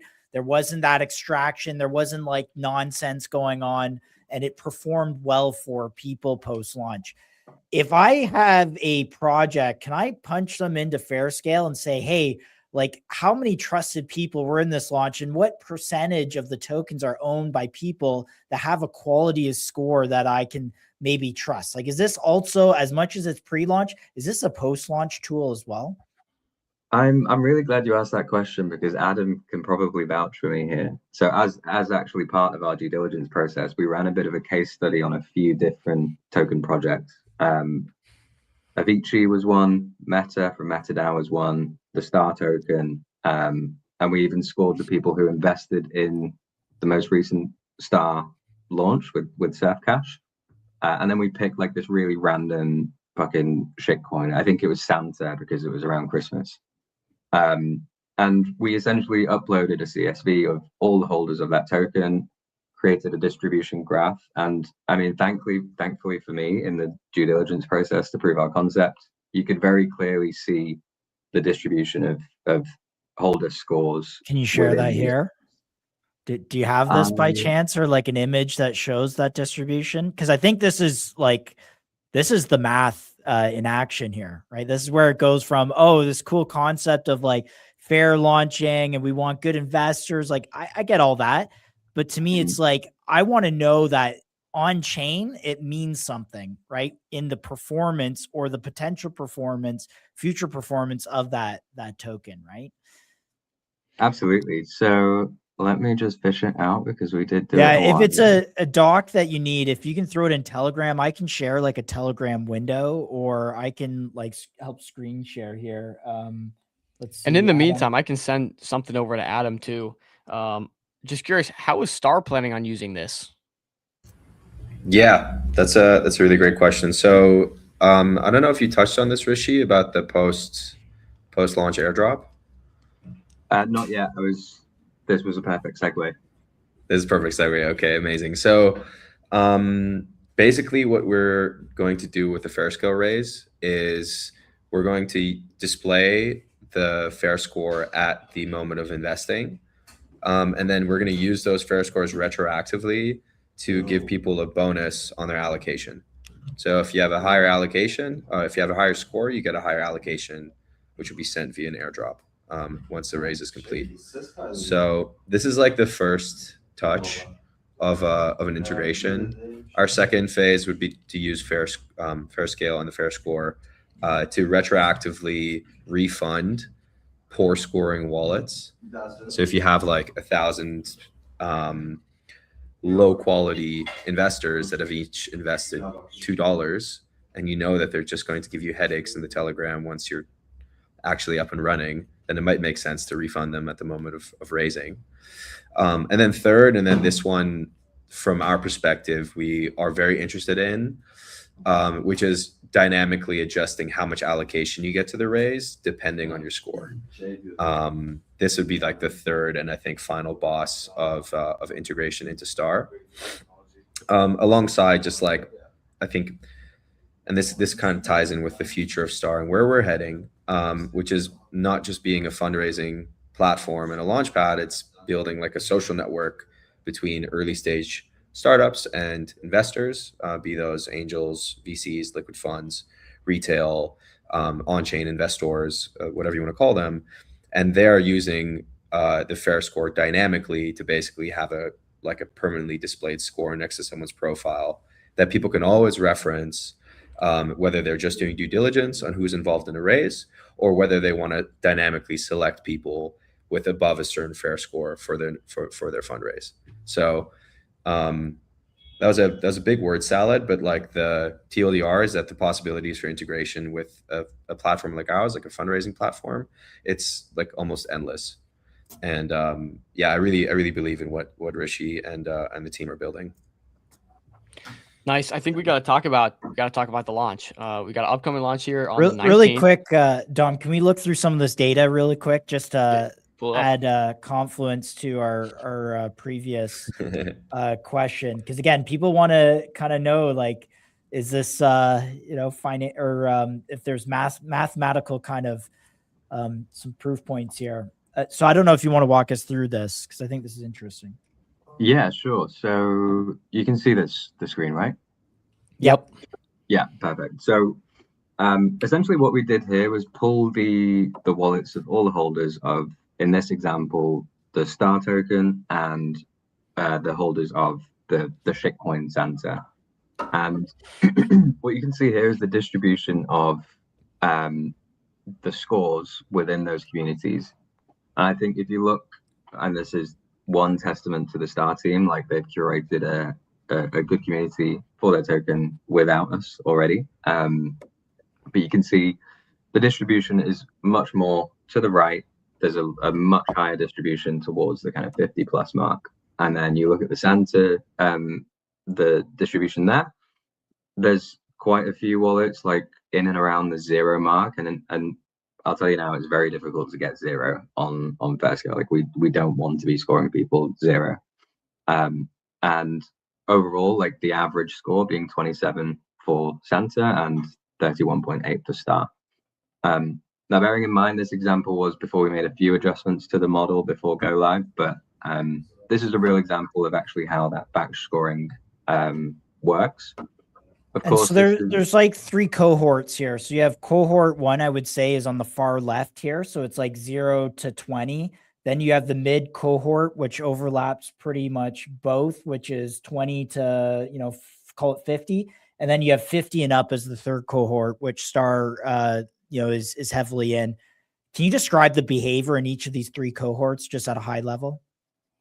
Yeah. So in terms of, I guess, starting with cohort 1, we're looking at people with either low quality wallets where it's either a newly funded wallet, it's brand new, it's not interacted with the ecosystem, it's very whatever the opposite of diverse is, I can't think of the word. very it doesn't use many different protocols or platforms, and it shows bot-like behavior. So we look at speed of transactions, the gap between transactions and the size of transactions. So first cohort, very likely to be bots. The second cohort is people that interact with a small number of platforms. Again, speed of transactions is probably a little more human-like here, but the holding behavior is particularly important on this second cohort. These are likely people that buy tokens, sell them very quickly. Their average kind of token holding time is very low, and they don't interact with the ecosystem in terms of staking Solana, even things like owning a wallet domain. We even look at things like if people own a Seeker, Solana Mobile, like just a small kind of addition there. And is that a good thing or a bad thing? For us, it's more just kind of like if you own a Seeker, you're most likely going to be a human, right? It's not too weighted towards the actual positivity score, more like the humanity side of things. And then the final there you go. I'm sure you have a good score. The final cohort here would be people that are interacting with the ecosystem in a positive way. They're staking Solana. Their token, their portfolio is actually positive as well, in the sense that their meme coin kind of distribution is probably a bit lower. Larger stables, volume, larger buy to sell ratio, longer hold times, all that kind of thing. Really the kind of investors that you would want participating in a raise or a sale. So you could really say 0 to 20 is dumb money. 21 through, I don't know, call it 40 is your average investor, and then 40 and up is pretty much smart money. Yeah, exactly. Makes sense. Can we transition into talking about the launch here, the ICO, and maybe some of the numbers, stats, all that good stuff? How you make money as well. Oh yeah, gotta know how you make money. So the main way we make money is via so we're very much on the B2B side. So right now we make money via API integrations. So we have a per wallet scored per API call business model. Like I said before, we're very cheap in terms of how we operate and how we are able to scale this. We don't tend to put those costs forward to clients. So that's the main way. In the future, obviously, we have token upside and things we're doing with the token, and more of like an opportunity marketplace model whereby, we've got the data for pretty much all of the kind of high scoring individuals on Solana, and therefore offer things like tasks, quests for other platforms to actually help onboard high quality users to their products. Couple of conversations we're having with people like Cast, the X Bank, even Star's previous launch in Surf Cash for that in the early stages. How has growth been when you're taking this to companies or anyone that can utilize your product here? How has feedback been? How has growth been in terms of user base and people actually enjoying and using the product, paid customers? How's that going? Really well. So in terms of growth of clients, like we have our first cohort of integrations before we even had the MVP live, which was only 3 days ago, which we're starting to now integrate. There's around 10 projects in that first cohort. Some of them I've already named, and some pretty large partners like Streamflow, All Domains, SNS, the Star Team, and a few more. And in terms of traction as well, just on that front, like we went live with the MVP on Monday. We thankfully, and with some help from Adam, again, like testament to the Star Team on that, got recognition from Solana Foundation, which of course amplified things a lot. We ended up with 2,000 verified users in the first less than 2 days. We're just about to hit 3K today, so a really, really strong growth trajectory. And I guess what I would say on that front is we took a bit of a leaf out of the Apple playbook in terms of having a long pipeline of of features in the back pocket. So we're really utilizing that, launching new features. I mean, we've done 2 in 2 days now, and the third is coming later today to just keep that growth curve going. Okay, where can I participate? ICO is coming up here on the 19th. Is that correct? Yeah. Okay. What also ask how much are you selling? What's the valuation? Give us the numbers for this Scoop, raise. full scoop. Yeah, sure. So of course we're launching on Star.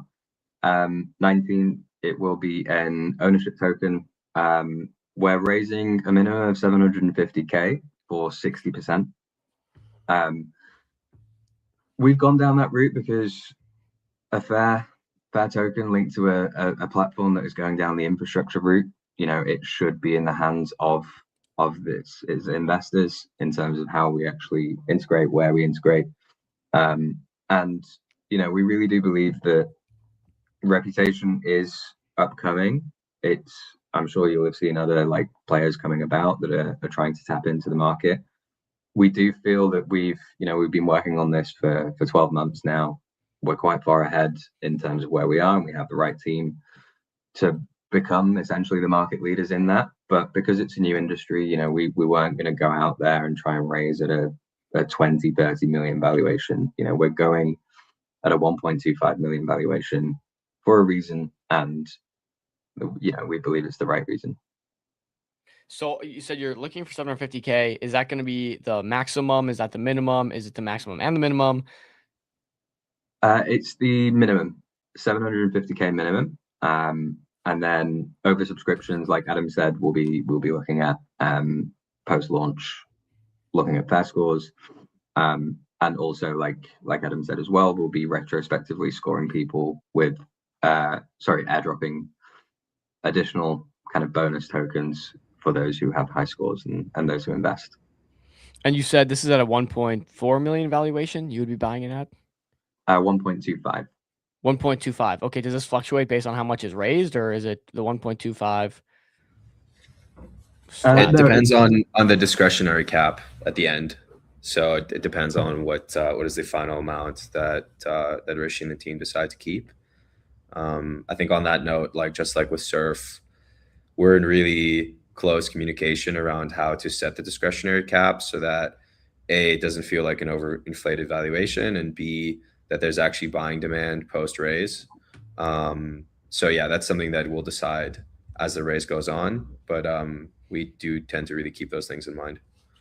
Yeah, right. Because it's important. As long with a successful raise, you can go and raise $20 million, but you also want to have a good chart to back that up, right? We typically see green candles are the best marketing, as they say. And so if you can find that sweet spot, then that's where you want to be. So good to know. Yeah, I also think it's a different, this type of fundraise under a futarchy it kind of introduces a whole new set of game theories, because they can keep 750K and then have tons of buying demand post raise. And then just once the project's proved itself, then run a decision market to raise more money.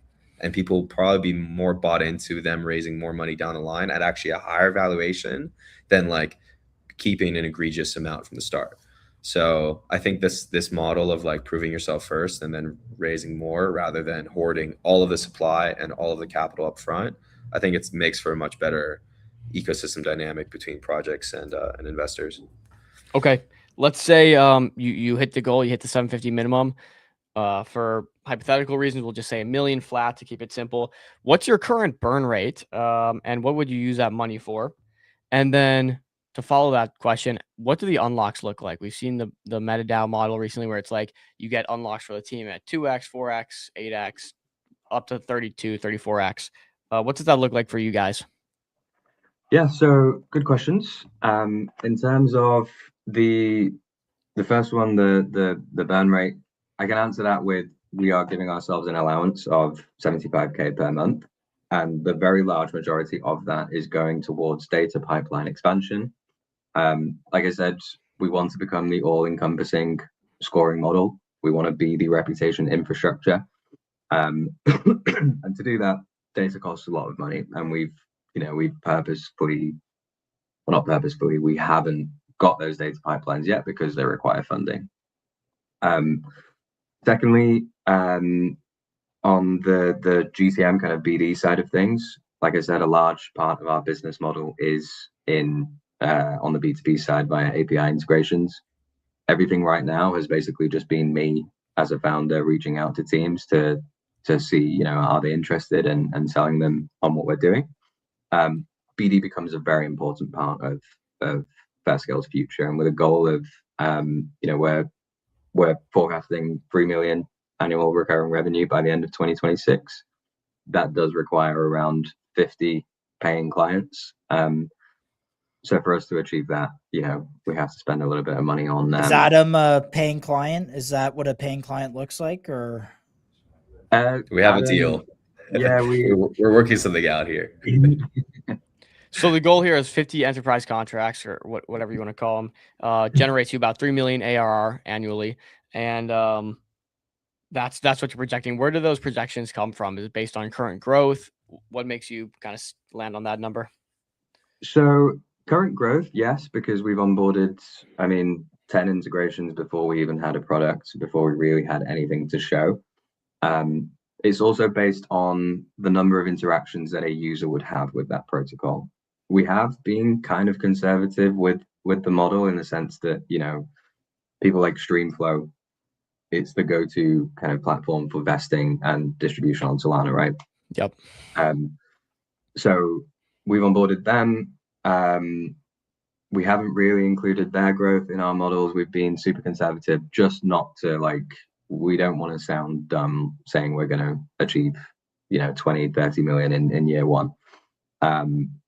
So it's all about user interaction with these platforms, and yeah, that's where the forecast. What's your target ARPU, revenue per user? Like, if you say, like, how many like API calls is a user going to generate? You have 3,000 users now, as an example, but 3 million like ARR is amazing in your first year. Like, that would be a huge win.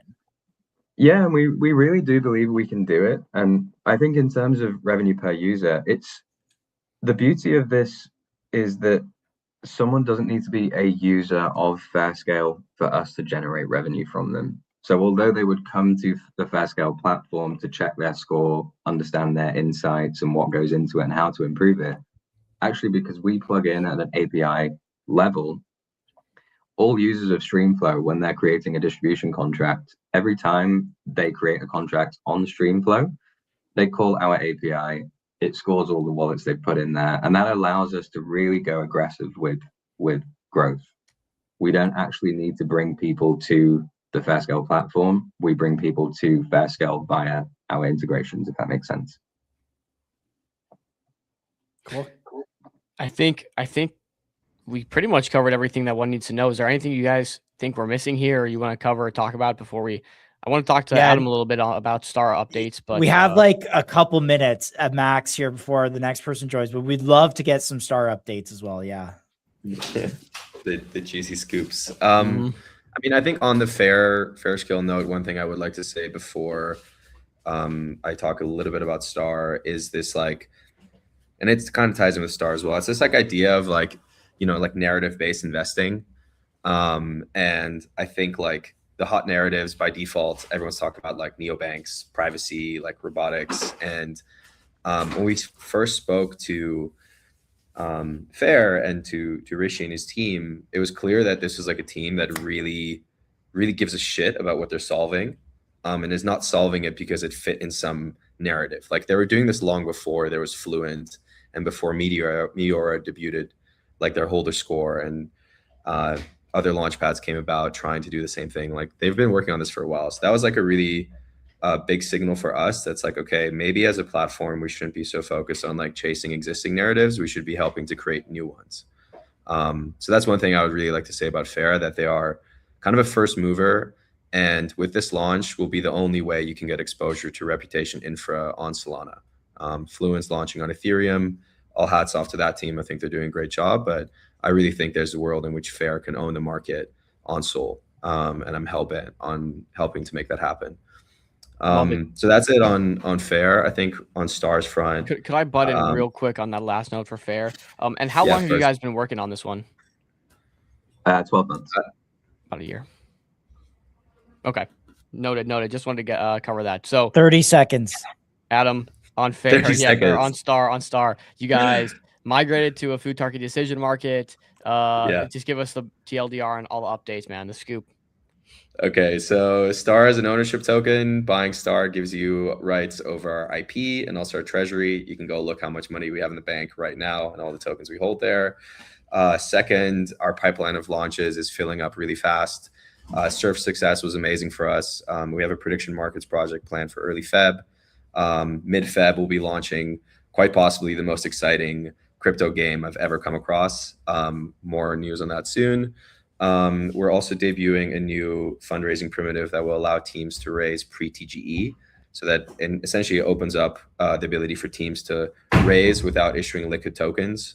We've had much more, I think after discovering this problem, we saw that there was much more demand for teams that are looking to just raise and build their product a little bit further before TGEing. So we're basically solving that problem. That's coming out in a few weeks. And we hired a founding engineer who is a Rust wizard who can help us invent all kinds of new exciting stuff. And I think that's about it. And finally, last thing is we're gearing up for our own fundraise, and we'll be doing so at the end of this quarter. So lots of exciting stuff in the pipeline. Cool. And those who are on MCG for Surf Cash, that ran from $1 million to $6 million after the MCG show. And I know people were watching it because Damien and a few others replied to our show notes, and it ran up. So yeah, yep. I'm glad we have to do another post TGE show with live coverage. For sure. We got to get you back on for a longer update. We're running short on time here. Otherwise, we would talk all day about Star, but we can't. So we'll get you back on. See you, Adam. Appreciate it, guys. Thanks for having us. See you, Adam. Thanks, brother. Thanks, guys. Peace. Bye. And Top Humbler says add extra wallets. Wallet limit. Okay, sweet. Well, we got Anshul coming on, friend of the show here. Throw up a Pixel AI chart too, really quick before we get Anshul up here. What's the ticker? Just Pixel AI. AI, yeah. Do you have the CA for me? Yeah, I'll get you CA really quick. We like Anshul. Anshul's a friend of the show, long-term friend of the show. A Zanga Poker Wizard. All right. Wow, my brain is switching context right now. It's not working very well. So just give me a second. I typed in Anshul into the screener. No, hold on. We can do it. We can do it here. We got to start our shows with some little context because people don't know what ticker we talk about sometimes. All right, I got it. All right, here we go. I'll walk through some context too. This was originally a Believe launched with with Believe going under here and the ship sinking. They migrated to Pump Fun, I believe, via migrate.fun. And this is the new same token, but just relaunched. And they're exploring a new vertical. They have the game. We know they're trying to be a game studio and have a couple games, and they're coming out with their poker game pretty soon. So that's a little bit of context. And Josh has the screen. Yeah, really quick. I know it's not on the right platform. Go use Mobi. Don't use this. But here it is. So that is Pixel AI is the ticker. Make sure you go have the right ticker. That's a pretty good looking chart. It's held steady. Yeah. On that note, let's get Anshul up. Hey guys. How you doing, Welcome Anshul? back. Good. How are you guys? We're good, man. Do you have your audio quality is a little sparse. I don't know if your headphones are connected in there. All right. Why don't I get rid of them? I think that'll be better.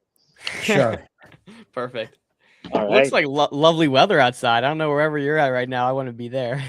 Man, I'm in San Francisco. I'm pretty happy I came back. I think it's worth it. Like, just because of the sun, like everybody keeps saying, hey, you can like build this somewhere else. Honestly, it's the number of days you get the sun out. It changes your mood. I can imagine, dude.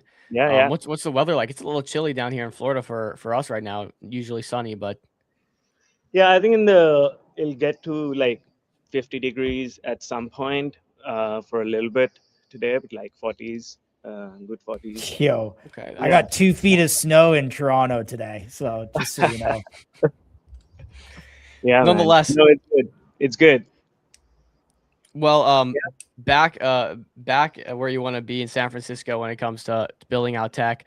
Nonetheless, would love to get into some updates here. You guys have made a lot of moves since the last time we talked. I mean, it feels like it's been at least 3 months, maybe. But last time we had you guys, you were on Believe, you were in Network Cities, and then since you've migrated to Pump Fun, and correct me if I'm wrong, you're Pump Fun via Migrate.fun, and now you're launching a new game here shortly. Can you walk us through everything?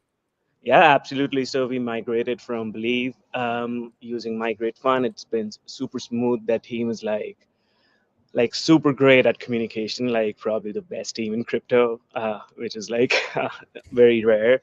So like super smooth, everything went really well, and super happy with Pump. I think they're obviously doing big things behind the scene. We don't know everything, but like from what we have seen, they're like paying attention. They're like giving us spotlight, getting us on spaces.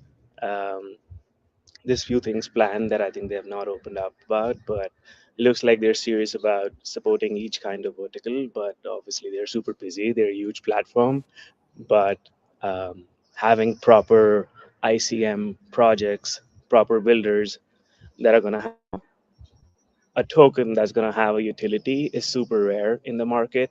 So you can imagine once it gets out of the right audience and like visibility, it can like really become a game changing, what do you say, vertical for them. So it's just they're super busy, but it's been great with them. And I'm super excited that they have a huge, what do you say, number of people coming to their app. So that's always a huge advantage. So that's about migration. Other than that, I think what has happened, I think the last time I came, I spoke about how AI is sort of becoming so powerful that it's uh, doing its own thing. So now we have a game live. If you want, we can start playing. That's been Yes. built with AI completely. Like none of that code has been written by me. Everything has been vibe coded, essentially, me using these tools, and it's live. We can play it. And like Let's this do is the it. demonstration of the future. I came in 3 months ago and told you guys on the show, and then you saw the vibe coding movement happen. And yeah, so I have a setup, uh, which is basically, how do I say, like it's one thing to generate code through AI, but it's another thing to write software, which is going to run and scale and like sort of be on the servers and work when players come. So why don't we play? Actually, join. Let's Go to do it. Tokyo. Go to Tokyo. Let's. This is the first vibe coded poker game. Go to table 3. I'm on table 3. Okay. Oh no, you're gonna look at my cards, dude. Unless you're just willing to. No, no, there's a solution to that. You're absolutely right. So I have built a mode, which is a streaming mode. Why don't you sign in? I'll Um, do it as well here. and then there's a Uh, streaming mode. You're absolutely right. So there's a streaming mode where it'll hide your cards and it'll open it in a new tab. So you're absolutely right. We have a streaming mode exactly for this That's so use case. funny. Yeah. No, no, no. It's a streaming mode. We want streamers to basically play and stream, and we're gonna have some other modes on top of it. But yeah, do it, man. I all love right. that. I'm signing up right now, so Yeah, bear with we're me. doing it. Just give Yeah, us do a it on the second here. desktop. Don't do it on the phone yet. I still have Yeah, to get some things right on the phone. But no like worries. desktop, yeah. But this is 100% vibe coded, which is sort of the movement that you heard of probably in the last few weeks, which I spoke about 3 months ago, and I basically upgraded my entire infrastructure to take advantage of that.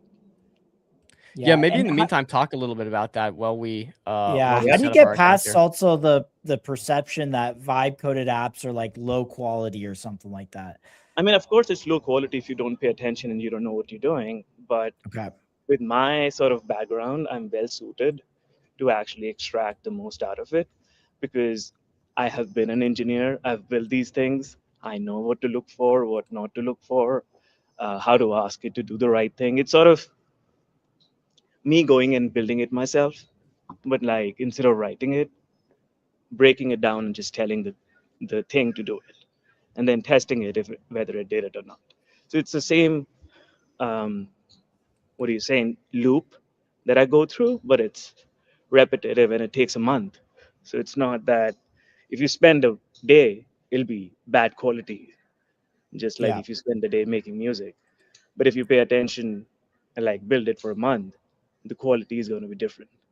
So you So still it's do you fun. still have to be an engineer? I think people think it's like I'm going to be a 15-year-old high school student and make like a bajillion dollars doing this. It's possible now. It's becoming Yeah. possible. Okay. Table 3. You said you're in table 3. Can you Yeah. kick anyone out, or because it's 5 for 5? I can't join. I Oh, want. both of you are there. All right, let's I'm look trying for. to join. See if I don't think I can kick anybody out. Hold on. table 8 is got 3. Okay, Oh, let's go to or some of the table other 1 is tables. 1 of 5. Okay, yeah, go to table It 1. looks really clean though. Go leave Yeah, lobby here. Go to table 1. yeah. Table 1 in This is all Tokyo. my pro. Yeah, table 1. Yep. Okay, I'm gonna bring the max. Bring $400 to the table. Oh, okay. All right. I got my cards are here. All right, Dom. Do you see me? Oh shoot. This is crazy. I Holy. think you guys can see my cards here, but I got the pocket 3s. Might as Yeah, well but there's a just stream mode which you can do. Put on the stream mode on left top. Yeah, uh-huh. there you go. I'm Now, gonna Oh, view cards. click it. Oh. I'm There you gonna go. punish Yes. the limpers here. Dom limping in with let's see what Dom's Okay. I okay, see. wait. So how does Dom know what his is if it's on Well, I have it on a different tab. I just opened it up, so now I can see. Yep. all right. All right. Let's see the flop here. Okay. I mean, Wow. you guys know my cards, so I might as well show them here. This is okay. Hash function is probably a random dude here. Oh man, pairs the board. Don't love that. I mean, I do Now, love does that. it update my cards in the card viewer mode, or Yeah. do I have to It'll open be a new tab every time? No, it's connected to your game now. So Josh. Last time we heard, there we go, Josh. Last time we Hits heard, the Josh was queen. talking about how Zynga poker was his thing back in the day, Yeah. in college. So There you go. I'm wearing the swag, man, from back in the day. I'm wearing the jacket. It's from that team. There you go, Singapore. Dom, go all in. Go all in, buddy. definitely not. I'm actually not even gonna call that. $14 to see the flop. Come on, you're so cheap, Dom. That's like what is that? A sandwich? So wait a minute. And this is obviously just fake money here. You can play with real money. Is that an option? Do you have a player base that's willing to play against each other right now? Curious how you're planning on growing this and scaling it. Yeah. So next stage is basically the integration with the next what do you say version of Open Game Protocol. So you'll be able to win rewards while playing. Woo! So if you All win, in, and I won there too. Man, I'm banking. Look, I got $950, guys. Holy. 3 of a kind, that's man. good. Yeah. Sorry, go So ahead. you basically win rewards as you play the game. So if you, let's say, win a hand with straight or higher, you get your points and you can redeem it on Open Game Protocol, and they're going to reward Pixel AI. So now it's going to create additional pressure on the supply of Pixel AI because the rewards are going to be in Pixel AI through Open Game Protocol. So that's the next integration, and they're going to be launching probably in the next 2 weeks, and we're going to be launching with them. So that's the next. Basically, this is the play to earn, non-Ponzi play to earn innovation that the market needs without sort of the fluff and everything else that you hear. And I don't want to name names. People are openly running Ponzi schemes and making games. This is you've had them on the show. You watched our show yesterday, I guess. Yeah. So this is play to earn. Like this Yeah. is innovation, which is play to earn, non-Ponzi. Here's a game, you earn rewards on Open Game Protocol, which is the new version that we're gonna launch with pretty soon. And yeah, we're gonna they're gonna help us. We're gonna cross promote each other because it's a match made in heaven for us. They want developers like us, and we want a reward system like theirs. So this is basically what's going to be really huge once everybody realizes this is a proper utility and play to earn innovation which is going to work out. All right, I had to leave because I couldn't concentrate on our conversation and play this. So hey guys, I love the it. game works. It's great. Dom and I played together. So just to wrap up your thoughts here, because I want to make sure I understand the token that is playing, or the money, the $4,800 in Dom's wallet right now. Is that going to be Open Games Protocol token, or will it convert? No. Okay. No. It's nothing that complicated. This is just the game, just like Zynga Poker was. Yeah. It's a game that you play with virtual currency, but you win rewards for winning, getting good hands. Okay. So how do you get more? Let's say I lose money like Dom is currently. How does Dom go and buy more money to up his bankroll?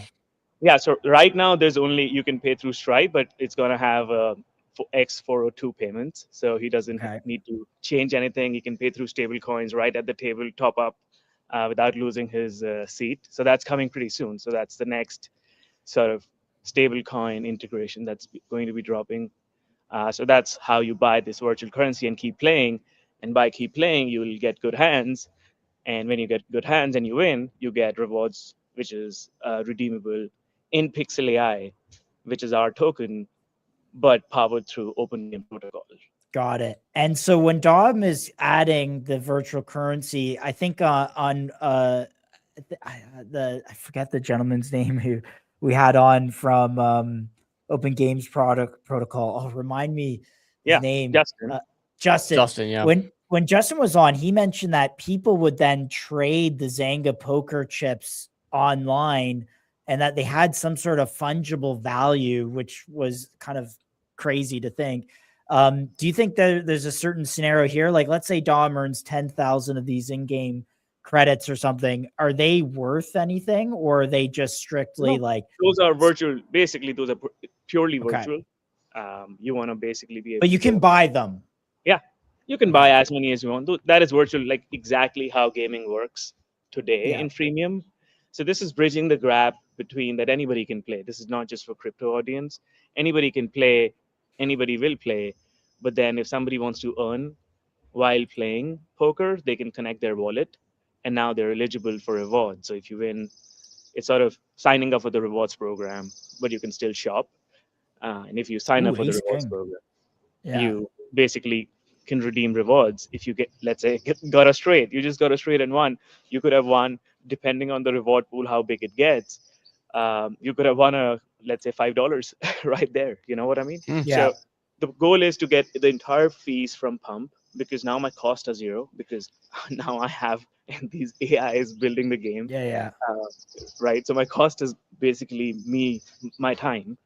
I can get the entire fee from Pump towards the reward pool, and that reward pool keeps getting bigger. That keeps getting more players interested, and then this keeps going. So may I ask, like, the revenue when he makes a stablecoin transaction, buys more bankroll, let's say, where does that money go? Is that you building the business? Does that go to That's you? my working.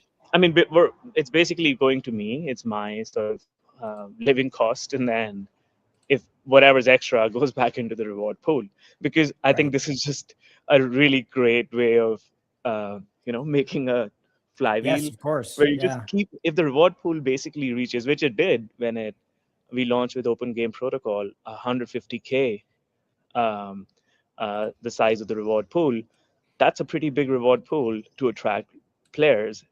So that's going to be distributed across all the players every day. So so I think it's pretty. I'm very bullish on this. I think it's it's play to earn from the standpoint, not inflationary rewards. It's play to earn based on hitting hands, which encourages people to play. People then run out of chips, or they win chips, so they have a bankroll. But if they run out of chips, they then buy chips at some level. Once you cover the cost of running the business, any extra might go back into Open Game Protocol. So this is the loop that you've created, just to summarize. So this is sort of me trying to build a very small personnel AI native gaming studio, and trying to make this go. What do you say? By keeping the denominator low, you can imagine sort of the margins for a business like this. Yeah. No, I think this is great. And so let's go back to Pump right now, because you have this token, you have a working game. Your token's at, like, to be fair, it's at 300K. Like this, you have on Pump, you have the guy who worked on Zynga Poker, who's now building a version of it here. Like there's a lot of really cool. I mean, that narrative, I don't think I've seen anyone talk about this narrative on Pump yet. I feel like this is a home run. You know, not advice on the token, but like this is a home run project, basically. Yeah, and basically the vision traction? Yeah, I mean, there's a community. You can see the price action. This community that's super powerful and super supportive, that have been playing the game, and they know what's coming. They can see it, and the big vision is really to make Grand Theft Auto, but in 20 times less cost and 10 times faster, and it's going to be possible. And it's the time is not years away. That is next year. So that's the Pixel Games GTA 6 before real GTA 6. Yeah, 100%. Yeah, yesterday I was at a hackathon at a company that has raised 28 million, and they are generating worlds. Like just like I've generated this game, they're generating worlds just like you would for a GTA game. So it's coming. That's the speed at which this AI, what do you say, building software evolving. curve is going, and we are sort of at the sort of tipping edge of it, and innovating, and then obviously using the distribution of Pump and obviously crypto Twitter and you guys to like tell people what's coming. It's just a matter of time when it becomes obvious.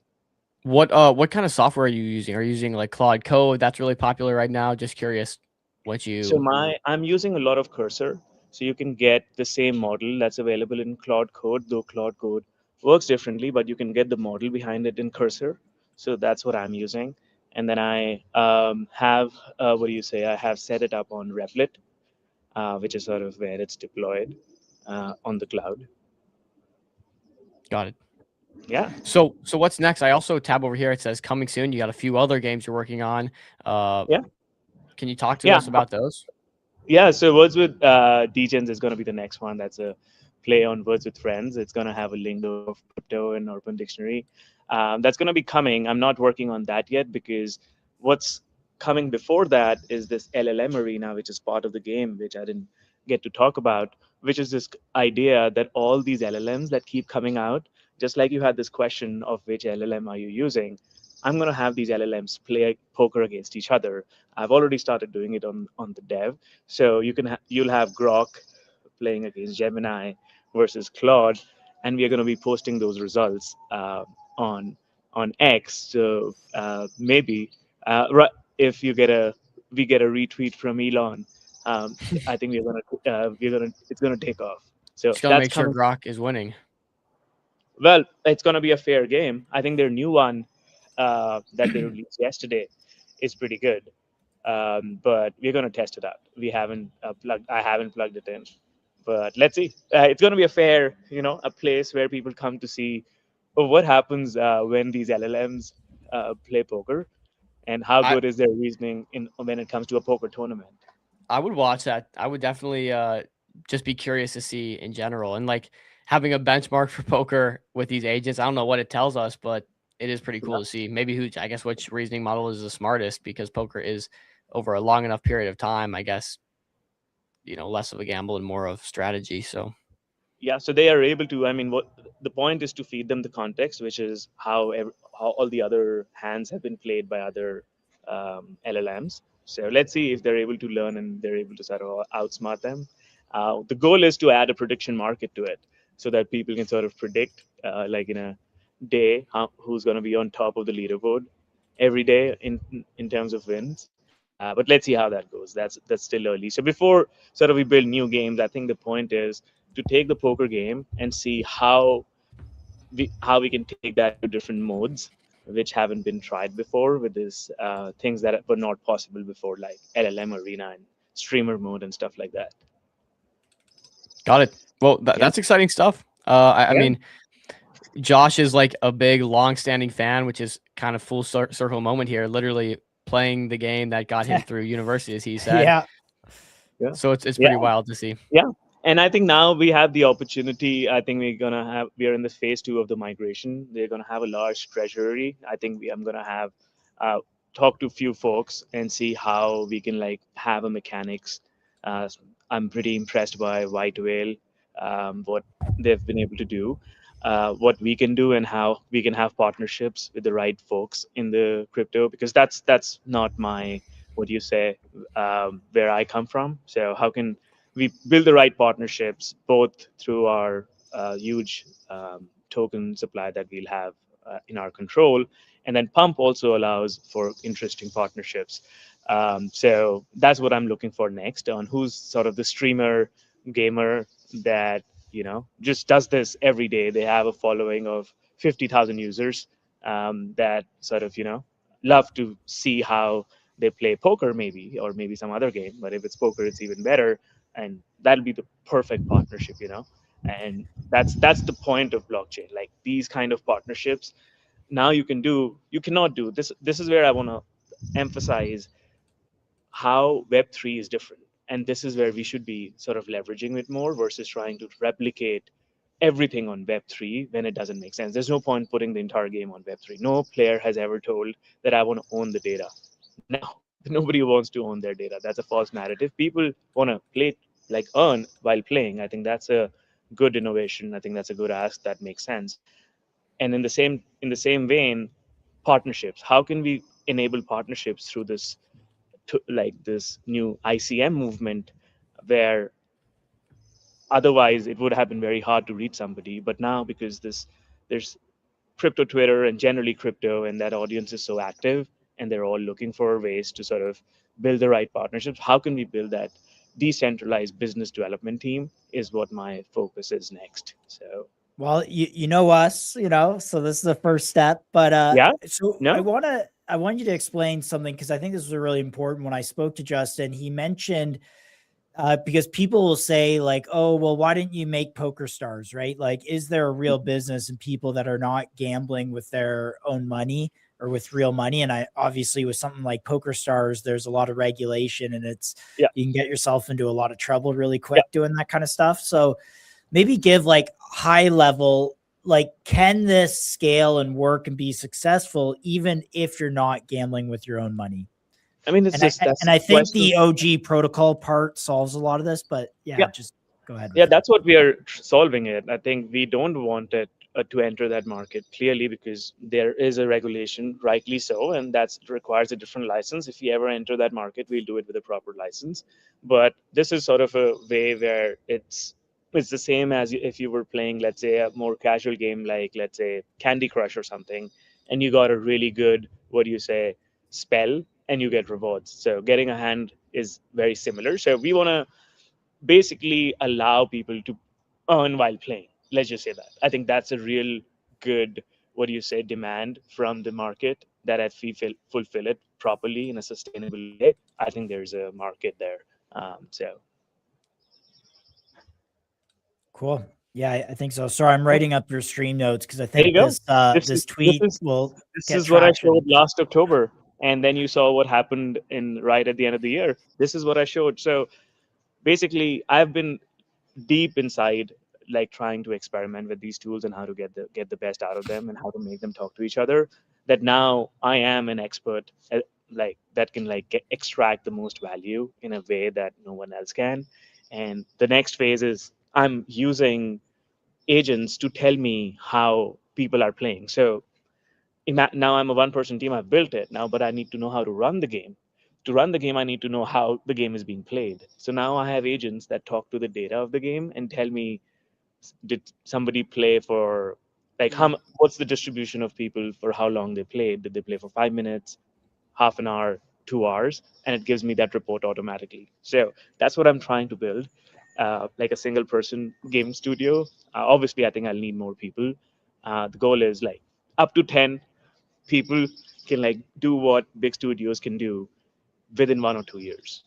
Yeah. It's really wild to see how far AI has progressed and how far it continues to progress. And like you said, you had that vision spot on, and I mean, hey, you've been positioning for it. You know it better than anyone else. So also core thesis of MCG2, we've made a lot of bets around exactly this here as well, and I'm sure others have.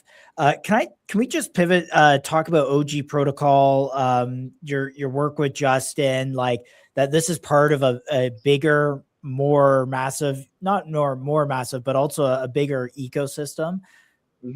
And just go into what OG protocol does, and let everyone know the Zanga background and everything, because I think those are all important things. Some new people here too. I mean, Open Game Protocol, the founder of it, behind that is Justin. He was the founder of Zynga.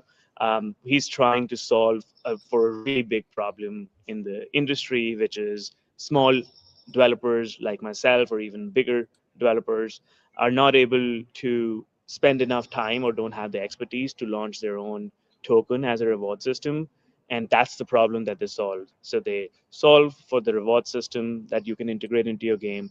They give you distribution, and then they pay you a part of the rewards from the reward pool. So they actually give you distribution, give you engagement for your game through rewards pool, and then pay you. So it's actually a very what do you say, a no-brainer for developers like myself, small developers like myself, to put a reward system in the game to enable play to earn mechanic, which is what this industry is asking for. But you keep getting different kinds of narratives which is not really solving the problem properly, but promises to do this, but doesn't do it in a more sustainable way. So this is what they're trying to do. They have the background, they understand the pain point, they have the, what you say, the right what you like, the plan to attack it, because the problem is large enough that you can't like solve it in one shot. And that's what they're doing. They're pivoting and fixing and like redoing what didn't work, and now I think they're gonna hit it on the right on the head, and we are pretty excited about it now, with our poker game going to be one of the first few games that's going to integrate with Open Game Protocol. Love it. Love that relationship. Yeah, dude, this is awesome. Like the game is good. Just to let everyone know, we played it. Dom was in there. We had fun. Poker's fun. Sorry, Dom. We'll have private tables. Once there are private tables, I'll ping you. You will be able to start a table so that it's a unique link. No one else can join, and you can share it with your friends. So that's coming as well. So you'll have private tables as well, so that you don't have to like look for a table to be able to play. So that's coming as well, man. Thank you. Let's go. Yeah, Love man. it. Yeah. Well, any closing thoughts? Josh, have anything else to add? Or I think we kind of covered the updates here. No, I'm tagging the whole Pump Fun crew on this. Hope we can get Alan and some people to get some eyes on this, because this is a great product. Makes, it makes the model work really well. Of course, we love Meteora here, and we will continue to. But Anshul, great project. I'm glad to see the update. Yeah, thank you, and thanks for the support. I really love you guys. It's really good to have a platform to be able to get the word out. How much can you tweet and hype like all the rest of people who do this all the time? People like to see their devs up here talking, shooting the shit. So we appreciate you as always, man. Thank you. And we'll Thanks talk for having soon. me. Best of luck. Bye. You, brother. This is Josh's, man. This is Josh's wheelhouse right here. Yeah, I mean, this is at 300K. This is a really interesting spot here. I think what would be this fun? could get some traction if. Yeah, what would be fun? Tom? What would be fun? We should have we should host a poker tournament alongside Pixel AI. Somehow get a good little pot going, and we could do a poker tournament with some of the MCG crew and live stream the whole thing. Maybe get some of the ICM run squad, some of the Meteora squad. Just make it a big fun poker tournament. Yeah. I guess it's on Pump Fun, so maybe we wouldn't get the Meteora squad. Yeah, anymore. we look. Meteora is great. They give us full journalistic freedom to do what we need to do. We want Meteora. We think they're going to win, just generally. But this is a really great project. Look, I you got to give credit where it's due. Experienced founder. Like who would you want to be building an on-chain poker game other than the guy who worked on Zanga Poker, the most famous poker game in the world, right? Like, you know, for especially around like Justin explained how they made poker successful without having real money betting. And that's the point, right? Like, can you have people that aren't going to play with their own money, real money? And they've figured that out with OG protocol. I think there's a lot here that the market is completely missing. So Which for those that don't gamble, it is very difficult to figure out the dynamics of poker without real risk involved, because you just bet differently. So it's cool. It's cool. I'm excited. We'll see. Maybe we'll run a poker tournament at some point. But MCG, I'm gonna tag that. MCG Live may run a poker tournament. All right, got it. I see Krish tweeting. Krish from PMX, Polycubebot. Let's just read through it because we haven't gotten an update from him in a long time. You know what? This is when we talked about on the show. I would say generally endorsed in the sense that, hey, we like the token. Has not gone well as things have. That's how the markets go. So let's do some journalistic stuff here and just look into this. What's Krish been up to? I think this is his only post recently. So that was 1 hour ago. He congratulated Avi. Yeah, January 5th, basically slop post. Yeah. So he's just basically shit posting. But recently he posted, congrats on Avi for his generational run. PMX will disrupt prediction markets just as Collab has disrupted the data industry. They hate to see a brown boy winning. The comments are basically just shitting on him. You talk about disruption, but your site doesn't load. V2 is not live yet. You're retarded if you believe this is anything real. I've met with Avi Tell. He's very real. Yeah, bro, everyone can vibe code a data labeling app in crypto. This is not new. These LLMs like German already do this stuff. He's a grifter. Okay. Just like these comments are so stupid to me.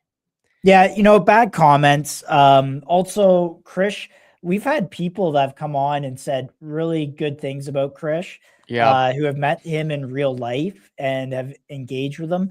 I can't remember who had really high praise for him, but well, I'll start by you know Kitty and the Meteorite Collective squad. They like Krish.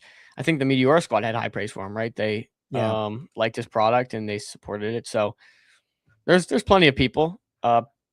Yeah, who else? There was someone else recently. Someone said something really nice about him. So look, we don't want to judge based on the replies here. And look, if PMX comes out with a V2 that's on chain, it works. It's huge for Meteora and it's huge for PMX. Like, what's PMX sitting at? $2 million? Yeah, PMX is $2,180,000. I can pull it up here. Like, you're at max. If you hold PMX, just so you know, you're at max fear and FUD at this point. Yeah, it's pretty much cooked. The only thing is, do we know what kind of token utility it's going to have? Are they going to do distributions of profits to holders? Are they going to do buybacks? Is it going to be equity situation? But I don't even think any of that matters at this point. It's like, what matters is this V2 going to solve the problems of V1? If true, I think this could perform without any buybacks, ownership, etc. It's just like, do you have a working product at this point? That's the thesis, right? No, this is true. We've seen, like, we love to come on the show and talk about how important utility is, equity anchorage, these ties, these new innovations. But the truth is, actually, no one cares when the market's hot. That's why you see stuff like bags run. That's why you see stuff like memes run. And I don't know. Maybe we're mid-curving, and maybe it's time that when the market's hot, guys, sometimes you have to just dumb it down. You have to just stop thinking and start doing. And the truth is, if the product's good, but it has no actual, if the token is really valueless and meaningless, sometimes you still have to bid it if the market's right. So it's all about knowing, it's all about timing. But we did see that PMX, this is also like what added to the peak fear, right? So the history here is, well, PMX was really, really hyped up by everyone, the Meteora team. There was sidelined liquidity ready to just go into their app, including ourselves. Like, so it was ready to go. They had basically all the stars aligning. And then the app worked pretty poorly. Resolutions were slow. They just didn't get things exactly how they wanted to. And it was basically a flop, to just be frank with everyone. And then on top of that, there was an exploit where about $230,000 in user funds were affected. And I've heard that he's paying back all the affected funds. So I guess that would have been his time. If he's going to rug, if he's going to leave, that would have been the time. Hey, we just got rugged for $230K. We got drained. I'm not going to pay back users. I'm going to hang up shop here, take what I got and go. And so he's still here, I think, according to people I've talked to. So that's, I guess, the question here. We're starting to roll out restricted version of the bot as we continue to get audited. Affected users will see their balances. This is why you get audited, guys. Audits suck. They take long. They're kind of expensive. They're annoying. But you save $230,000 if you would have gotten audited earlier. But they are getting audited now. So better late than never, I guess. But that's the update with PMX. I do want to also 230K is an expensive mistake. That I've gone through security audits for major DeFi protocols with TVL in the tens of millions of dollars. And like those costs around, at least they used to around 200K. Now I think it's a lot less, probably with automation and just like there's a lot of firms doing this. But you used to have to wait months to get a security audit, or you pay a huge premium. But man, come on, like did you say they rolled out without a security audit originally? Well, I mean, they got raped for 230,000, so I would hope so. Otherwise, now, do these auditing platforms give any insurance? They go through, they let you know what you need to do. You fix it up, they check it again. If everything's fixed, they give you insurance. I feel like that should be an interesting. I don't know. I mean, I don't think security audits are foolproof 100%, but I mean, you got to have audited code, or you have to have a disclosure saying that this is unaudited. Use of it will result in potentially loss of all funds. I don't know. I didn't think I saw either of those on this, but look, not to be critical here. I think at the minimum, these are learning things for Krish. Expensive lessons, and good on them. Look, Yeah. we've all been there. I mean, yeah, ideally he could have learned from his peers and said, hey, everyone's getting audits. People have gotten hacked in the past. I should do this. But that's the truth. If you take it in stride, it's an expensive lesson, and hopefully it's the last really expensive lesson, but sometimes that's how it's gotta come. Guys, we were supposed to have America.fun on for their AOL V2. Just might go to tomorrow, just so you know. So I know they're in the midst of launching, by the way. And yeah, I mean, why don't we AOL? Why don't we pull up a quick chart on this, Dom, if you don't mind? Yeah, you can speak on this before we get into solo here.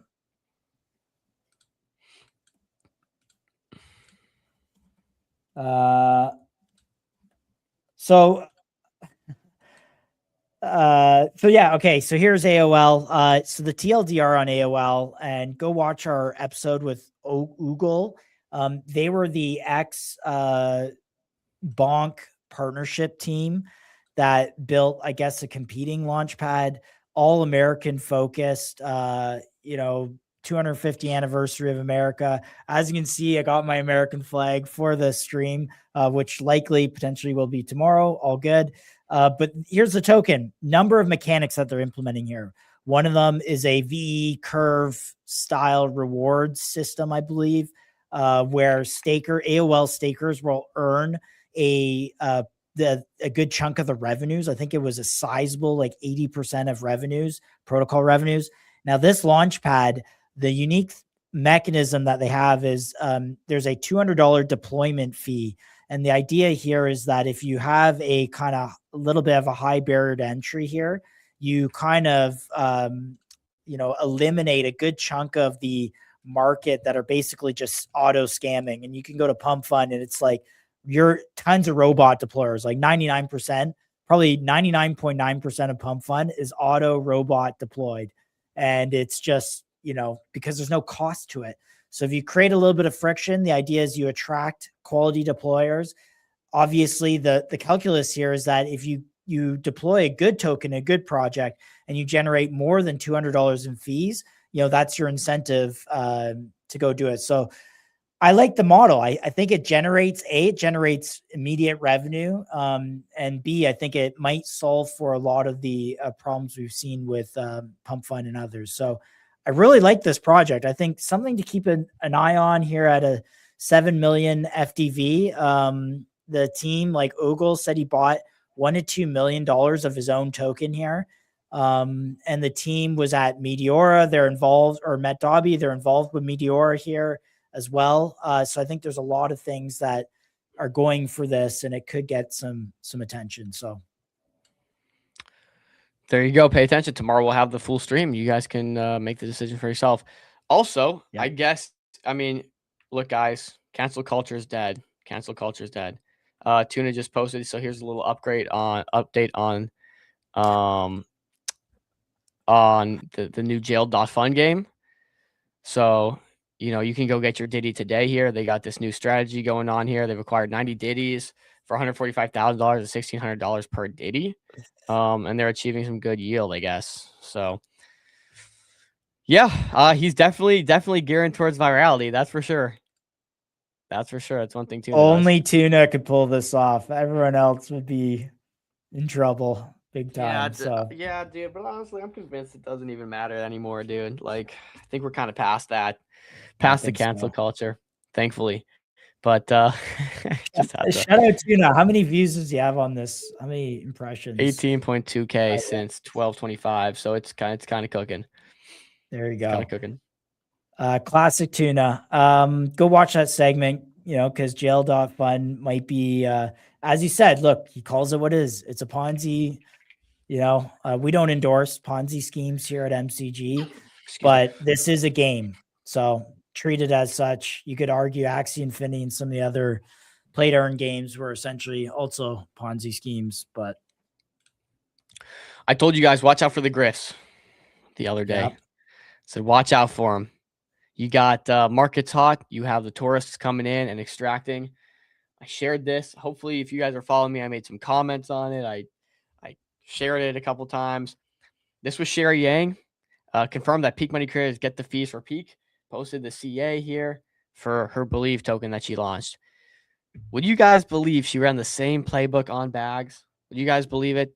And so we're never going to see her actually endorse the token. She's never going to talk about it again after she gets her bag and collects it and runs away. So I say this in the meanest way possible. Don't ever trust these grifting bitches like Sherry Yang, because they don't give a fuck about you. They're going to take your money. They're going to grift as long as they keep getting money into their pocket, and they're going to fuck off when they can. So as you can see, she's active on Twitter. She talked about the token a little bit back when it got that pump that I showed. Let's see if I can find it. You know, she's so excited. Guys, this is awesome. Thanks for your support. Oh my gosh. I'm going to take your money. Yeah. I'm not seeing it. Jan 13th. It was down there. There was right there. That's here it is. For those who want to support my vision, all Peak Money fees are going towards Peak's development. Do your own research. Oh my goodness. Posted the CA. Again, guys, she's done this before. So it's just, again, it's fuck Sherry Yang. It's fuck these grifting bitches. And don't fall for this stuff, guys. Really. Again and again. And most people would be none the wiser, right? They see a big Twitter account. She's a vibe coder. She's big on Twitter, or a startup. She's big on Twitter. She likes talking about this stuff. She's, you know, pretty good at engagement. But if you weren't here for Believe, you would have never known she did the exact same thing. So I tried to sound the alarms, wave the flag. I talked about this specifically on the show. You did. And, you know, go to her profile real quick.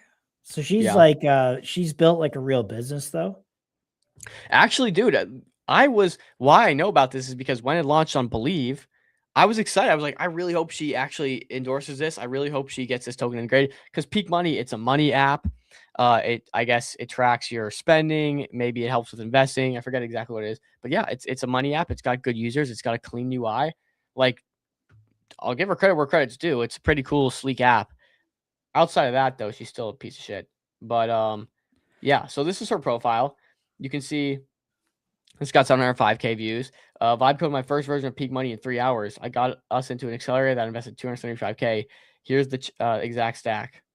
So she talked about this. This was May 20th. But yeah, she's very active. So were people trying to get the Peak token to be basically representing that? Yeah. Yeah. And so this is the thing we've talked about with bags is someone launched her a token. They said all the fees go here. All she has to do is connect her X to claim it. And she went and claimed. She made a little tweet saying, guys, feel free to support me here. You know, at that point, that's when people are like, oh, good, she's claiming the fees. She wants us to support her vision. And hopefully she's gonna like at least talk about the token, maybe try to integrate, do something meaningful for the holders.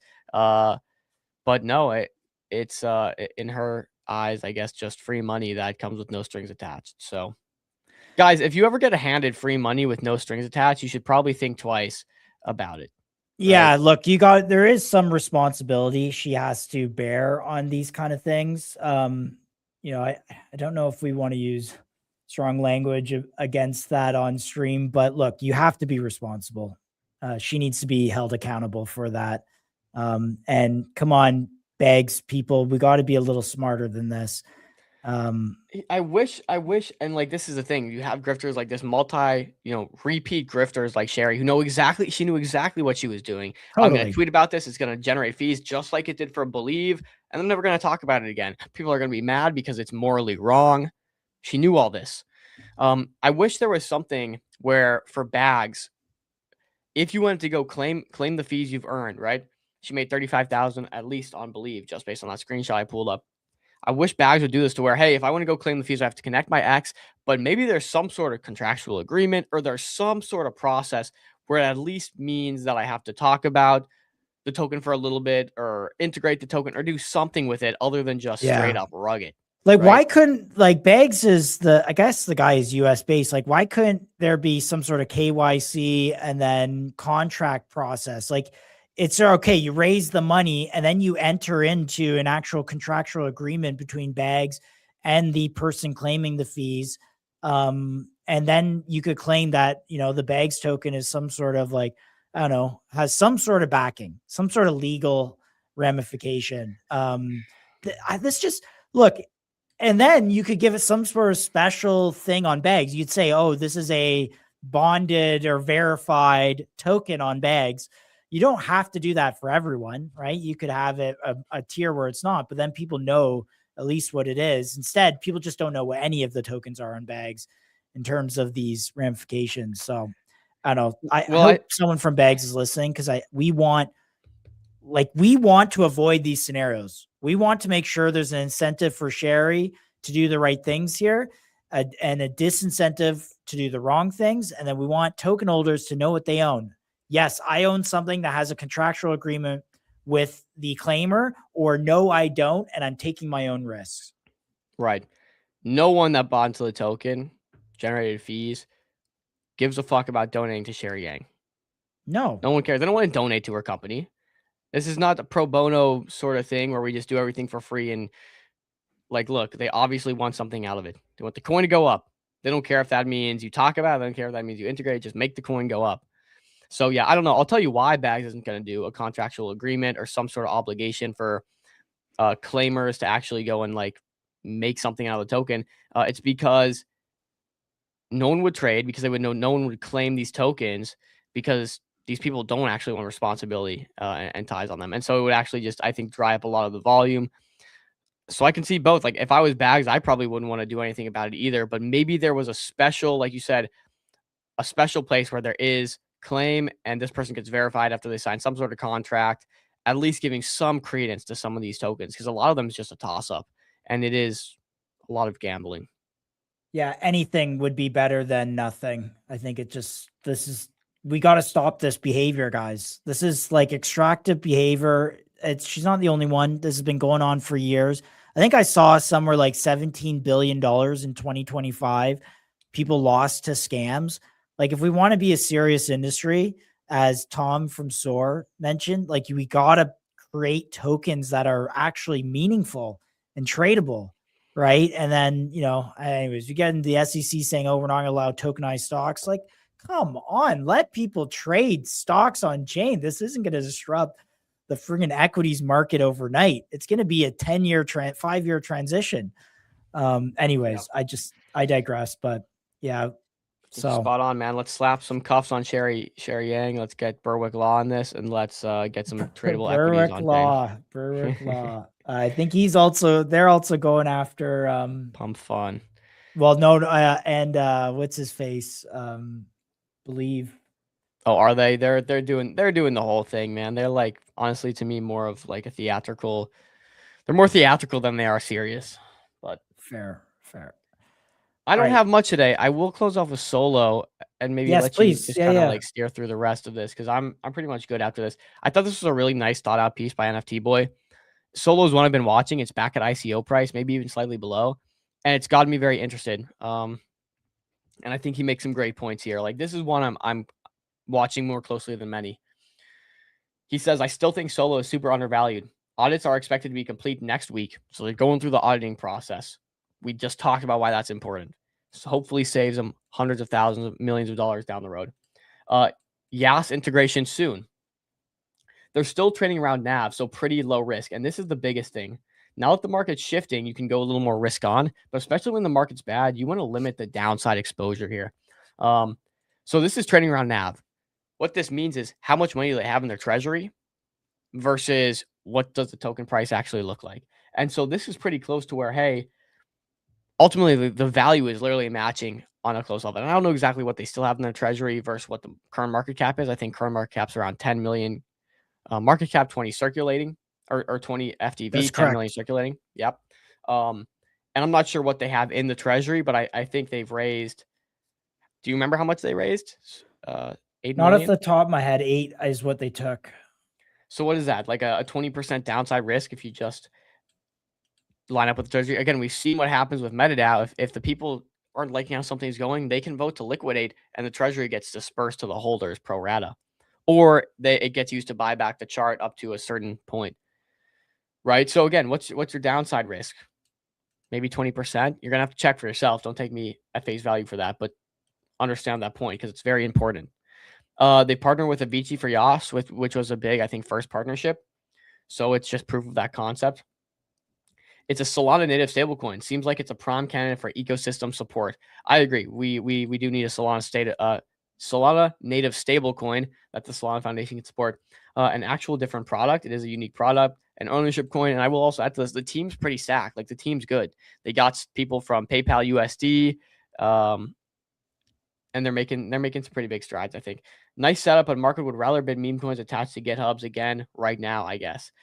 May the patient win eventually, please.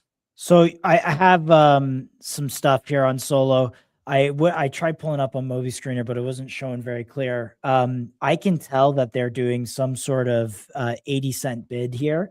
So you can see these cells coming in. So this one here for $100, and then there's an immediate buy for $100. You know, this sell for 120, a buy for 120, sell for 120, buy, 550 sell, 550 buy. So someone here is matching any cells at 80 cents. There's immediate. Can you click on that wallet? Bid. Is it the same wallet? So it's JQ 5E, go up. Are these all different wallets? Yeah, so it must be a market maker or something. I wonder if they have a buy wallet. Remember, this was a theory we talked about the other day where it's holding really nice at 80 cents. These are all at 80 cents. Yeah. I think they have an active buy wallet. We've seen MetaDAO integrate this recently, and we're seeing it is 1-to-1 at that 80-cent price, which is the ICO price. It's matching from different wallets. If you ask me, this is a buy wall that they're running through some sort of market maker, and it's automatically matching a lot of these buys. Is it all at 80 cents? Yep, slightly 80 above. cents. Same. So like it's just so look, this is a pattern I recognize here. This going back to the 12, because I kept looking at this chart. I'm like, geez, like this thing's at 80 cents, but it's not moving, and it's on zero volume, like zero volume. So again, I don't know what's going on here. Literally flat at 80. Flat at 80. There's some weirdness that's going on here, but I can imagine this is more of trying to soak up supply than anything.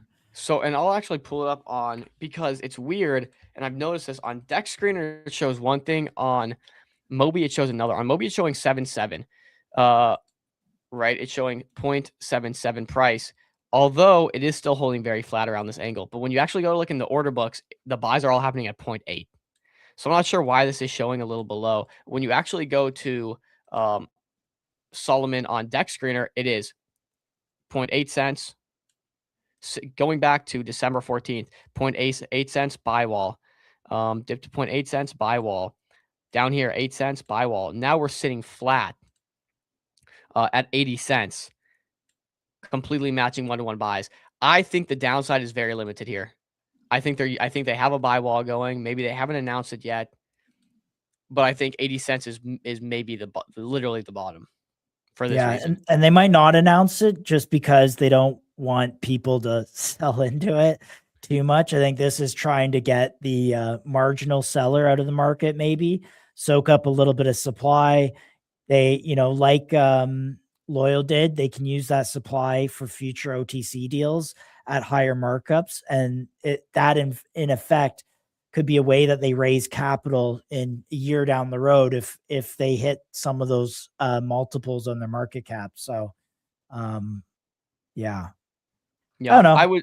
I don't even know if I'm right, by the way, guys. I just thought of it. No, I think it's a strong thesis. So look, either they have a buy wall at 0.8 or it trades down to NAV and you basically have a 1-to-1 value where you're pretty protected. I would say from a protection standpoint, like if you're really looking to make sure your money's protected, do some more digging on this, right? We're just giving you what we see, but I think this is probably a pretty safe bet in terms of crypto.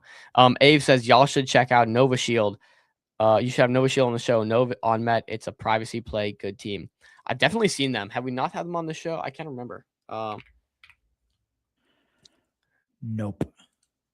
I've definitely seen them. We have not had them on the show. 154K market cap. It's a little low. It's a little low for our show. But yeah, look at that. It's doing well. Had a little pump recently, holding pretty nicely. Start. Volume, 15K in the day, pretty low volume. But again, 150K market cap. We'll have to look into that. Thanks for the suggestion. Also, thank you for the mini thesis. Remember, guys, if you drop a ticker in chat, you need to add a little bit of a one-line thesis. What it is, meta, privacy, for instance. Give us is it part of the media or a pump, whatever eco.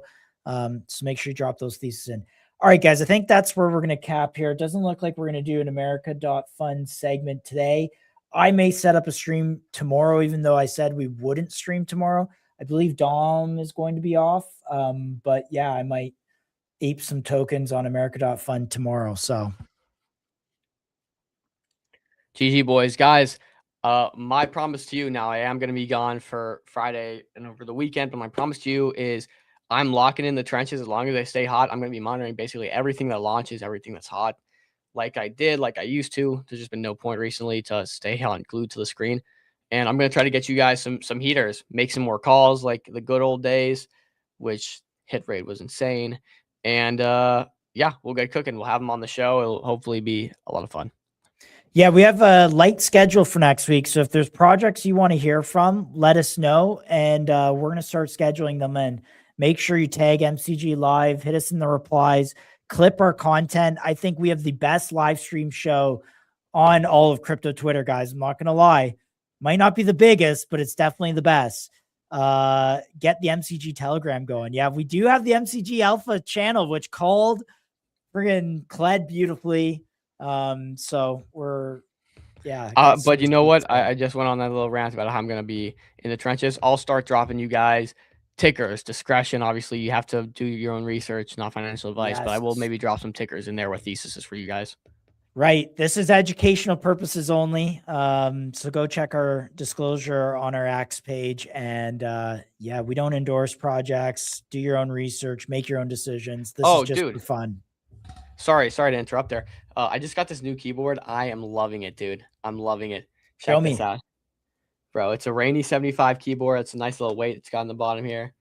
But is this super clean. Change the color? Yeah, I can. Here. Let's see.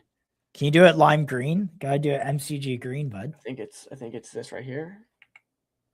Ooh, nice. I like that. Oh wow.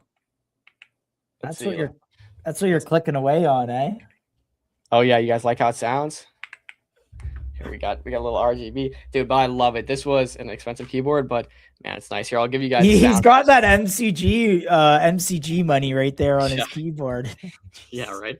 Here we go. I'll give you the sound test. Woo, crisp. It's supposed to sound like raindrops. That's why it's called the Rainy 75. But I'm hyped for it, boys. Nonetheless, had to show it off. All right, guys. All right. Ave, Kings, Top Fumbler, Hex, Vic, Doug, we see you all, guys. Thanks a lot for joining on us. Pretty slow Friday. And we'll see you guys next week. Peace. Peace.